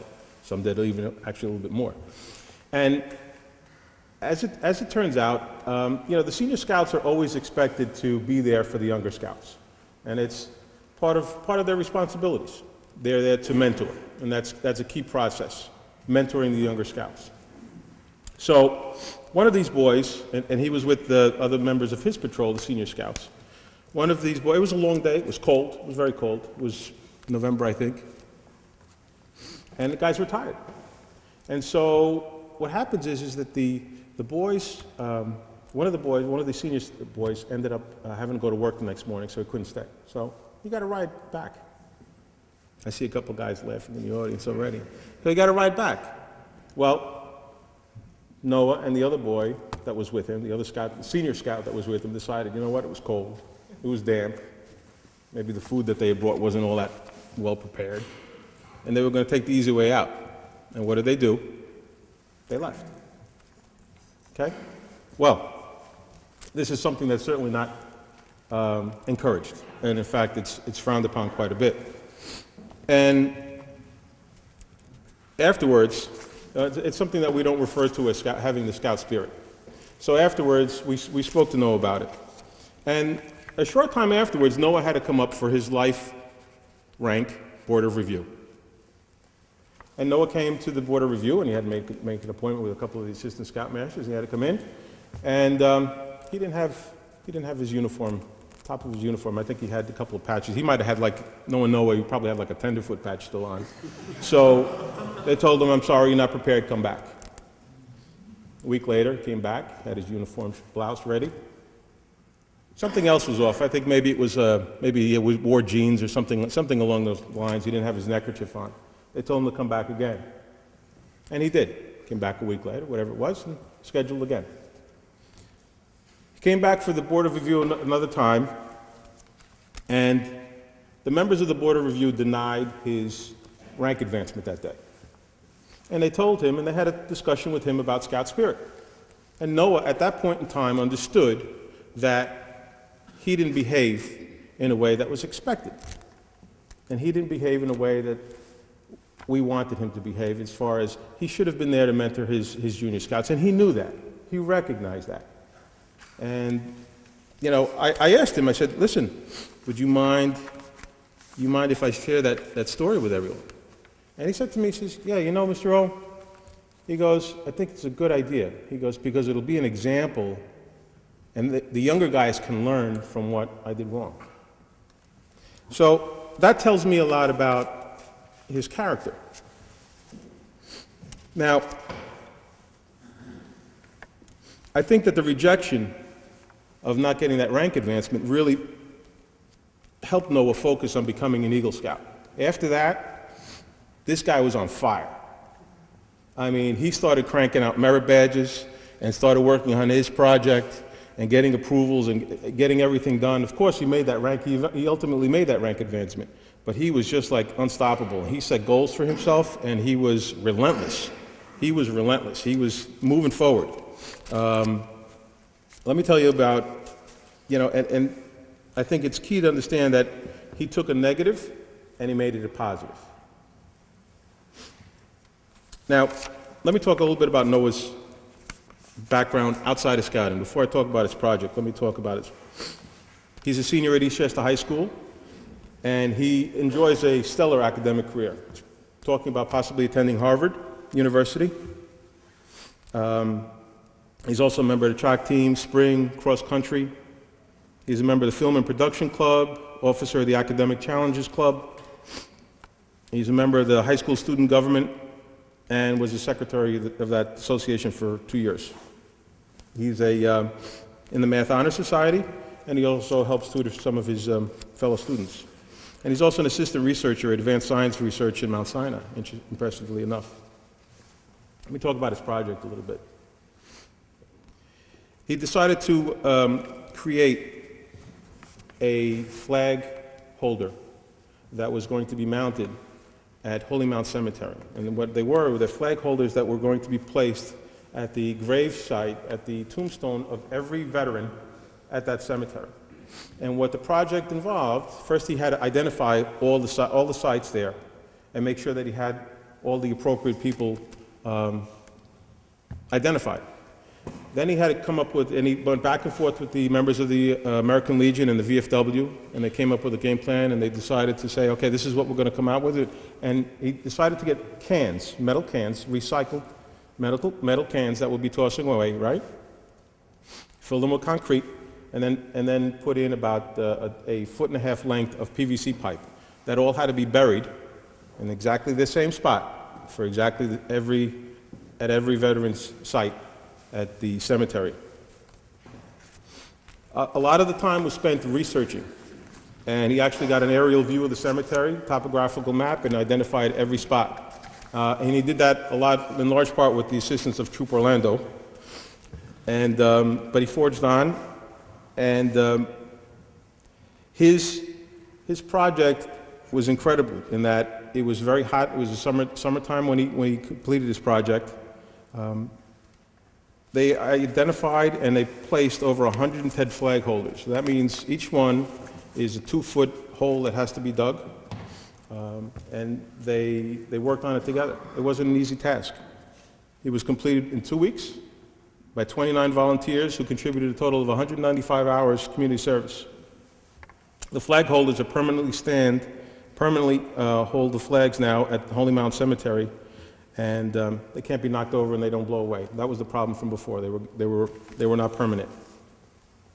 In Noah's brochure, Noah's project reflection, he said, the new miniature U.S. flags represent the patriotic ideals and spiritual values, qualities of citizens of our country, as well as the everlasting freedom that our veterans fought for. It is my belief that the project was a huge success and that the American Legion and the VFW were ecstatic with the final result. I couldn't agree more. And the feedback from Noah's project has been extremely, extremely favorable. Under Noah's leadership and success for his project, he created a permanent and lasting impression with local residents, members of the American Legion and the VFW. But most importantly, his project helped to develop skills in some of the younger scouts about being dedicated towards a project, okay? About staying with something, about doing the right thing and training others. And, you know, his attitude after that example that I used earlier for life, for his life rank, he, like I said, he took off. And he just did an incredible job, and it was reflected in everything he's done since then. And I commend him for sticking with it, because a lot of guys would have said, you know what, I'm walking away. And he didn't. And that says a lot about his character. So not only did he help all the younger scouts, but I think he helps all of us have a very positive and maintain a very positive reflection on Troop 353. Ladies and gentlemen, please welcome Eagle Scout Noah Orlando.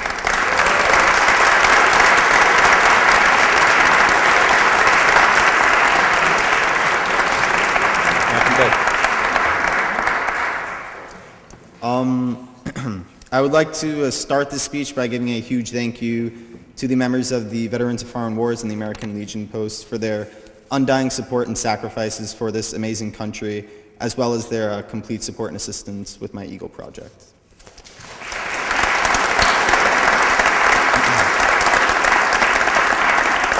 So I'm just going to start off with a little story about when I started scouting.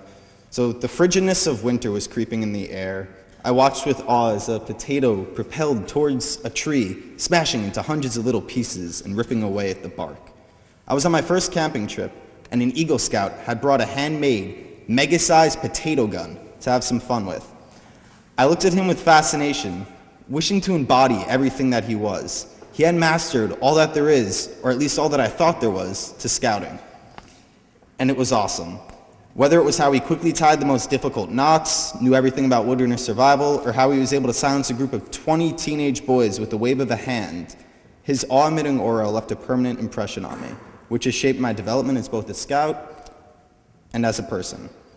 So coming from a family that doesn't care for the outdoors, I never experienced the adventure of sleeping outside. I never partook in activities like sleepaway camp, and I'd never been without the comfort of my family for more than a few hours. So naturally, when the night came on the first day of camping, I felt a feeling that I never really felt before, and that was homesickness. An endless pit of loneliness and fear lingered in my stomach, and I wanted nothing more than to return home to my family. And to top it all off, I was forced to confront my horrible fear of bugs. Anything that creeped or crawled made me run for the hills, screaming all the way. In fact, the prospect of having to be in the outdoors with bugs almost completely turned me off to scouting. That's how terrified I was.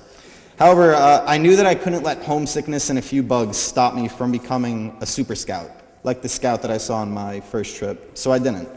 A year later, I went on the same trip, and I had an entirely different experience. My phobia of bugs had dissipated after a few campouts simply because I became accustomed and desensitized to what I once perceived to be horrible, threatening, and incredibly distressing. I no longer dreaded waking up at 6 a.m. and leaving the warmth of my bed to go on a strenuous hike. I welcomed it. Still striving to be like the Eagle Scout who I had first seen a year prior, I kept testing my abilities.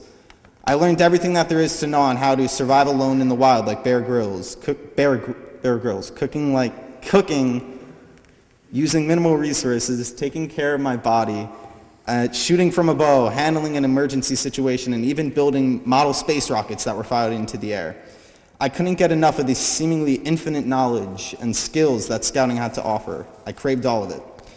But it wasn't until a little over a year ago, after my 17th birthday, as Mr. O discussed, that I became aware of something else, and that's that scouting isn't just about wilderness survival and all of that. There's the huge component of being a leader and learning to work with other people. So after my life board of review, I finally realized the role that I had to fulfill as a senior scout. I was elected to the position of troop instructor, and as such, it was my responsibility to help new scouts advance through the ranks of scouting and to make them feel comfortable and welcome to the troop. It was at our troop's annual ice fishing trip that I was explaining some basic skills of surviving in the wild and what it means to be a scout to Gabriel and Gerard Ryan. And while explaining these things to them, I realized something incredible, and that was that after my 6 years in scouting, I'd finally become the senior scout that I promised myself I would be.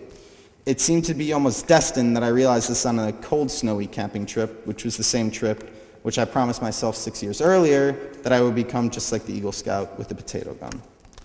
I looked at all the younger scouts and I saw in every single one of them a younger me, innocent and fearful of the unknown, but welcoming what would be a thunderous new journey and episode of life.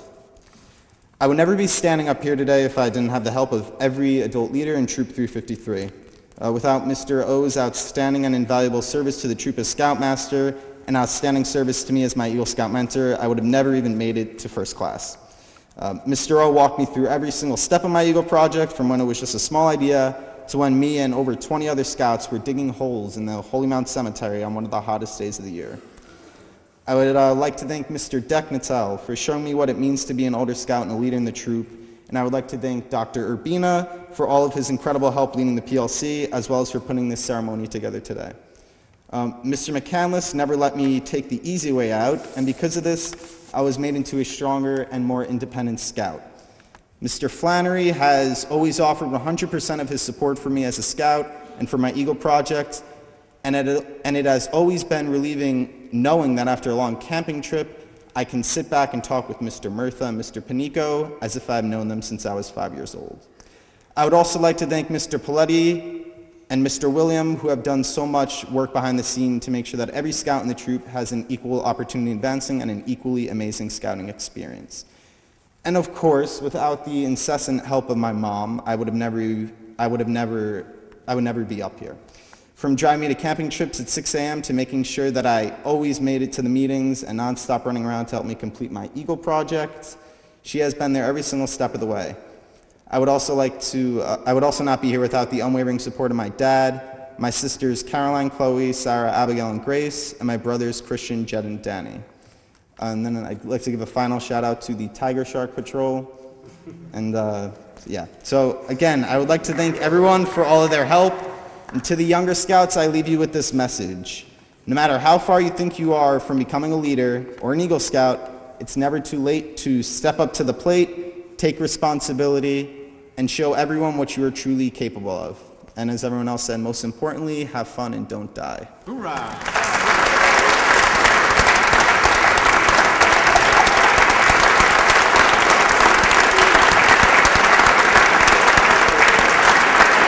Before I start my formal remarks, I just did want to make a couple of clarifications and a couple of remarks. Carol, could you just stand up for a second? When Mr. Callahan asked the mothers and fathers to come up to the podium to pin the medal on their scouts, you know, while I've always had a eye for an older, mature, lovely woman, this is not my wife.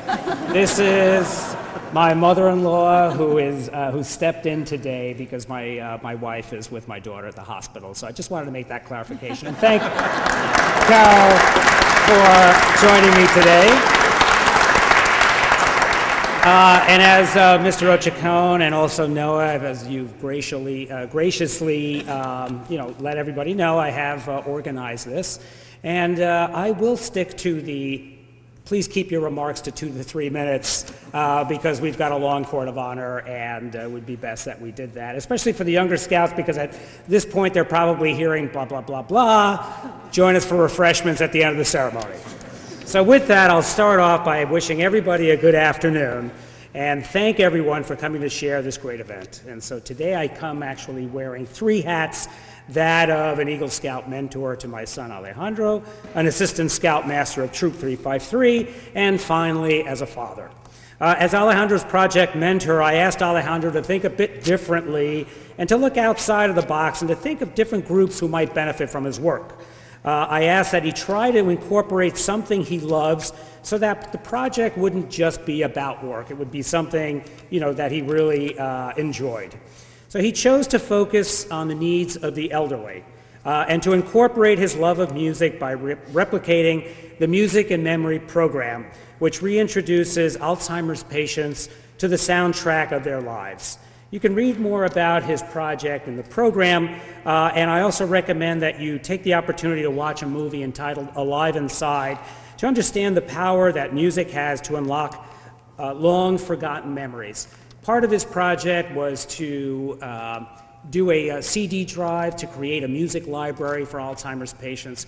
He also got the community to donate a total of about 40 iPods, and he was also able to raise some money so that he can have caregivers in our local long-term care facility, the Michael Malatz Nursing Home, so that they were able to get the training necessary to provide this service to those community members who suffer from Alzheimer's. Every Eagle project is unique, but I think that this project was especially unique in that the people who would benefit most from his work would never remember who he was or what he did. But isn't that what true service is really about? Doing things for others when nobody is watching, but their families will never forget. As an assistant Scoutmaster, I look at the stage and see the return of my and every adult leader's investment of our time, and I'm proud of what the scouting community brings to our community. I think the other reason we do this is because watching these boys learn from the older scouts and watching the boys fail, but ultimately succeed, is so entertaining to experience. Case in point. So every time we go out on a scout trip, Mr. McCandless is always great about sending that reminder email, especially when the outing has to do with going out on a hike. And I think that this one particular event was memorable because I'm not the first to be mentioning it today. But as Mr. McCandless always reminds all of the scouts, be sure that your hiking boots are broken in. Be sure that those hiking boots fit, because we're going to be doing at least a 10-mile hike, at least a 5-mile hike for some of the younger scouts, but be sure you are prepared.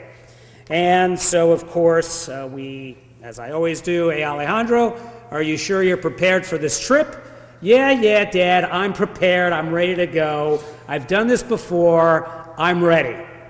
So I was at that trip offering my services as a assistant scoutmaster, and we started on our 10-mile hike. Well, right about that 5-mile hike point, or at the point where we got to about 5 miles, I see my son kind of walking like this. Hey, Alejandro, you doing okay? Yeah, Dad, I'm fine. Mile 5.5. Now it's getting a little bit more troubling to watch.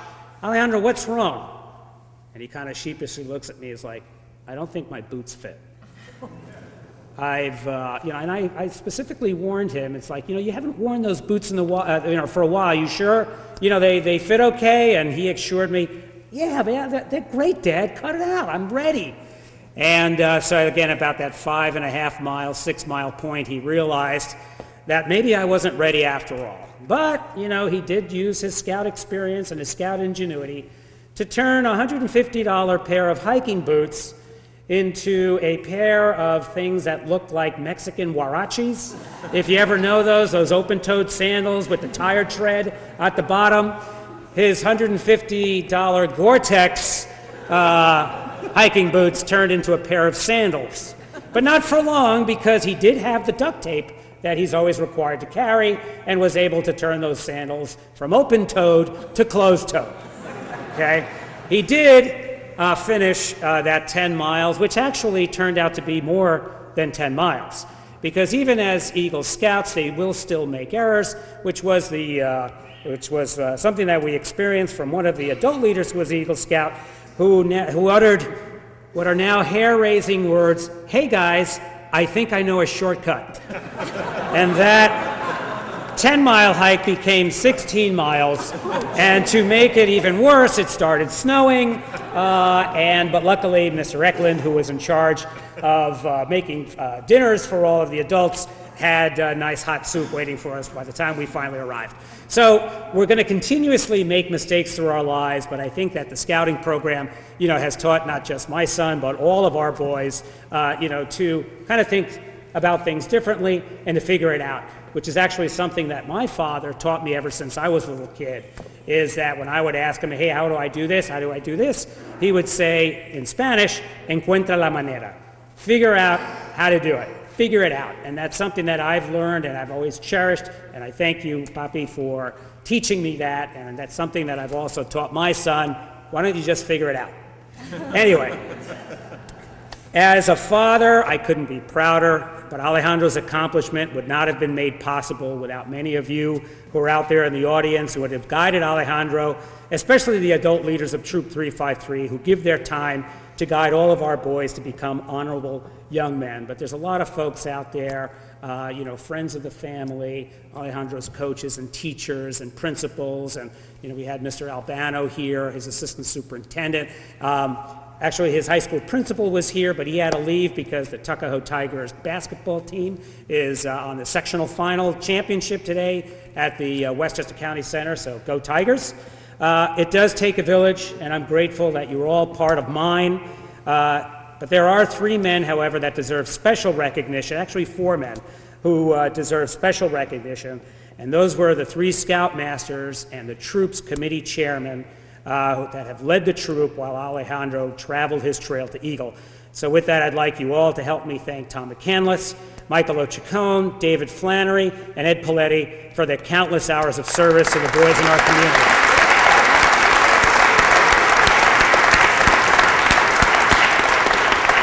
And since no one paid attention to the keep your comments to 2 to 3 minutes, I want you all to kick back because I'm not done.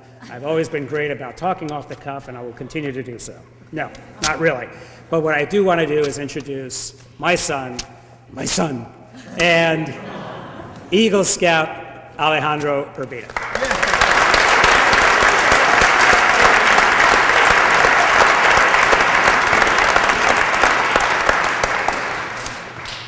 All right, that was definitely over 3 minutes, so. For those of you who may not know me, my name is Alejandro Urbina, and I've been in Troop 353 for 5 years, and I can't tell you enough how much this troop has done for me. First off, I'd like to thank all of you for coming and allowing me to speak in front of you today, because it's truly an honor. I know some of you in the audience may be asking yourselves, what does it mean to be an Eagle Scout? Well, here's what I think.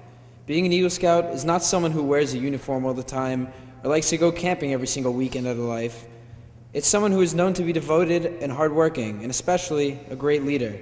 An Eagle Scout inspires those around him, which is the main reason why I got involved in the scouting movement. 6 years ago, I could never see myself standing in front of all you people making a speech that somebody I looked up to once made. I wasn't too thrilled about being a scout, and I wasn't putting in the effort to make scouting an enjoyable experiment. So I slacked off. However, that all changed when my dad explained to me what I had going for me as a scout. He told me that through the scouting movement, I could become the best person I could possibly be. And he told me that I could become an Eagle Scout, the highest rank somebody can achieve in scouting. From that, I looked at all the opportunities I had going for me if I became an Eagle Scout. So I set off on my trail to Eagle, and I completed my goal thanks to a number of people. I'd like to thank all the members of my family who are here today. Without that extra push and all those reminders, I would not be standing in front of all you today as an Eagle Scout. You inspired and motivated me to finish my Eagle Award, which is why we're here today. I'd also like to thank those of whom I spent hours with lifting platform tents at camp, perfecting my soccer abilities, or just doing schoolwork. You, my coaches, my teachers, my principals, and my adult scout leaders are the people that I can truly be honest with anytime I need it, and you are the people who have provided me with just as much support on the trail to Eagle as my family has. Finally, I'd like to thank my Scoutmasters and those I've met through scouting for providing me with so many opportunities and for helping me to advance through all the ranks. All the camping and the community service you planned helped to shape who I am today. Thank you for enduring this journey with me because I couldn't have done it without you. Thank you all once more for coming out to this wonderful Court of Honor. It really means a lot to me and the rest of the Scouts earning their Eagle Awards. It has been a privilege to make this speech in front of all the people who have given so much of their time to make this great. Thank you.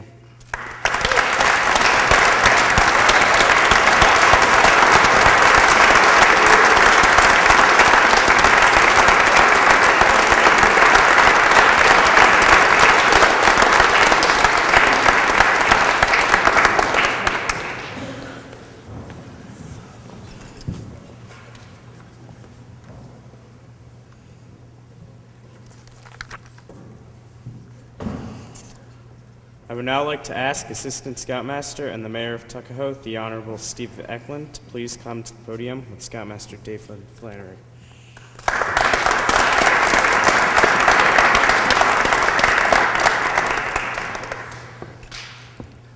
who had never been introduced by my son before. That was pretty good. Thank you, Dylan.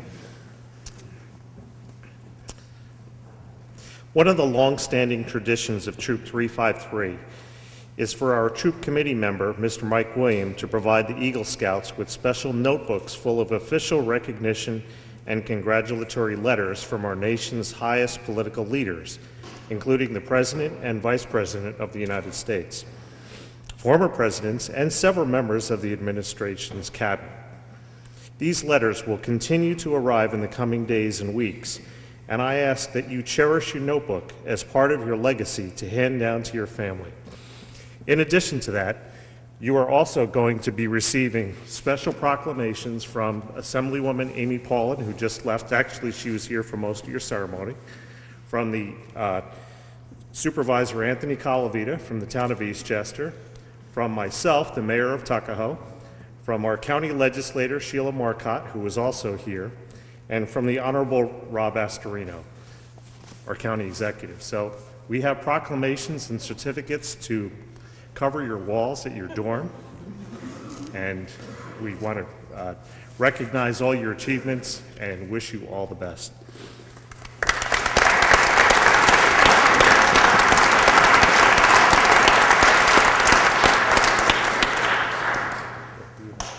You're up. You're right here. Also, I'd like to present you with 2 gifts from all of the registered adult scout leaders from Troop 353. First, we have provided you with a 5-year membership to the National Eagle Association. And secondly, we have provided you with an American flag that actually flew over the Capitol, U.S. Capitol building around the time of your Eagle Board of Review, and a special keepsake flag holder.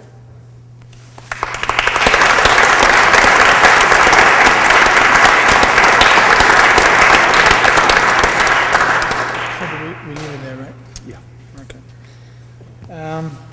So finally, I'd like to present the Eagles with a special gift from your troop, representing your hard-earned accomplishments. I'd like to present you with an Eagle Scout ceremonial neckerchief and neckerchief slide. Like your Eagle Medal, it is a clear symbol of the highest achievement in Boy Scouting, and you should wear this with pride at all future Eagle Scout Court of Honors and at other high ceremonial scouting occasions. Honorees, please come forward, starting with Derek.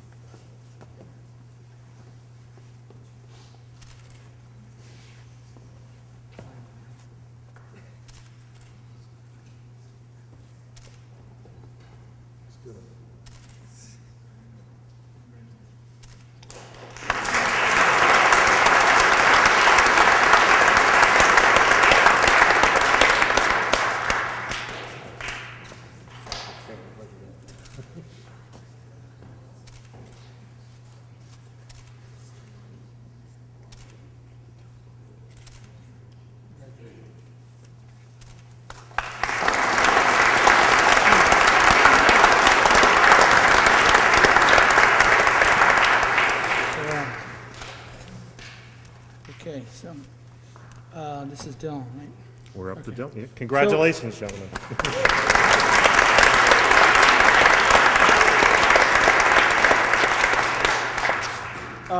Dylan, you're up next. Before we move forward, I got a little gift for you, for myself. And I was thinking about what I was going to get you, you know, and I know you can't take knives to college. And what else? And what have you used mostly on Boy Scouting trips? And it was very simple. I refer back to the Flan van, and what do most kids use in the Flan van? So I'm going to unveil it here. Headphones.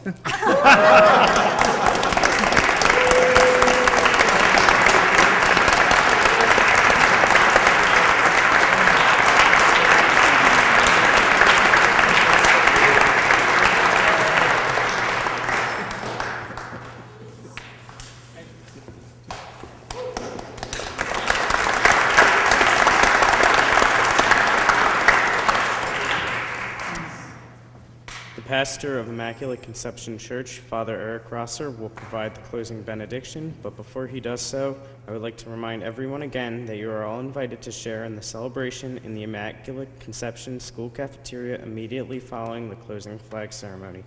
Thank you for joining us today. Now I'd like to ask Father Rosser to start the close of this more memorable Eagle Court of Honor with a benediction, followed by our closing flag ceremony.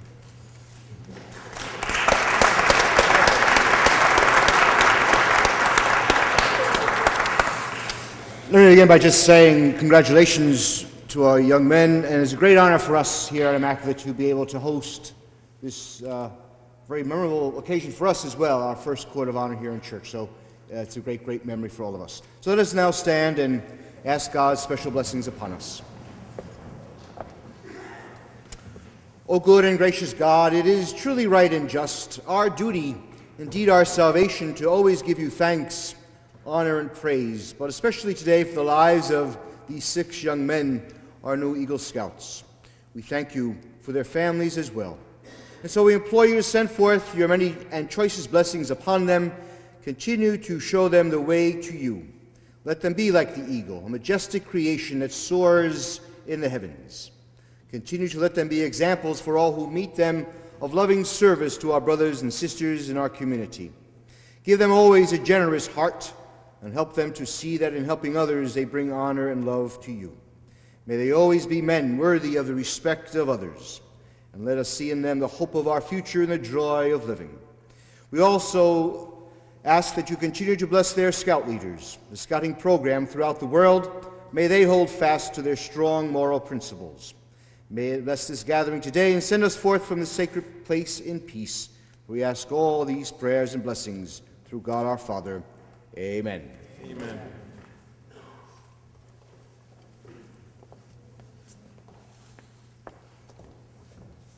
Can I ask everyone to please stand? Oh. It worked. Well, thank you. Color guard, retire the colors.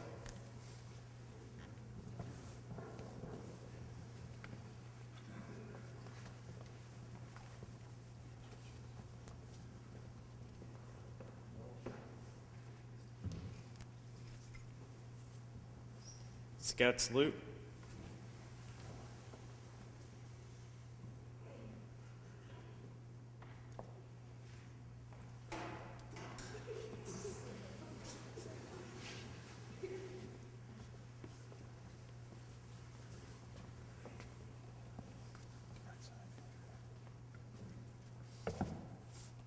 Ready, 2. You can continue on.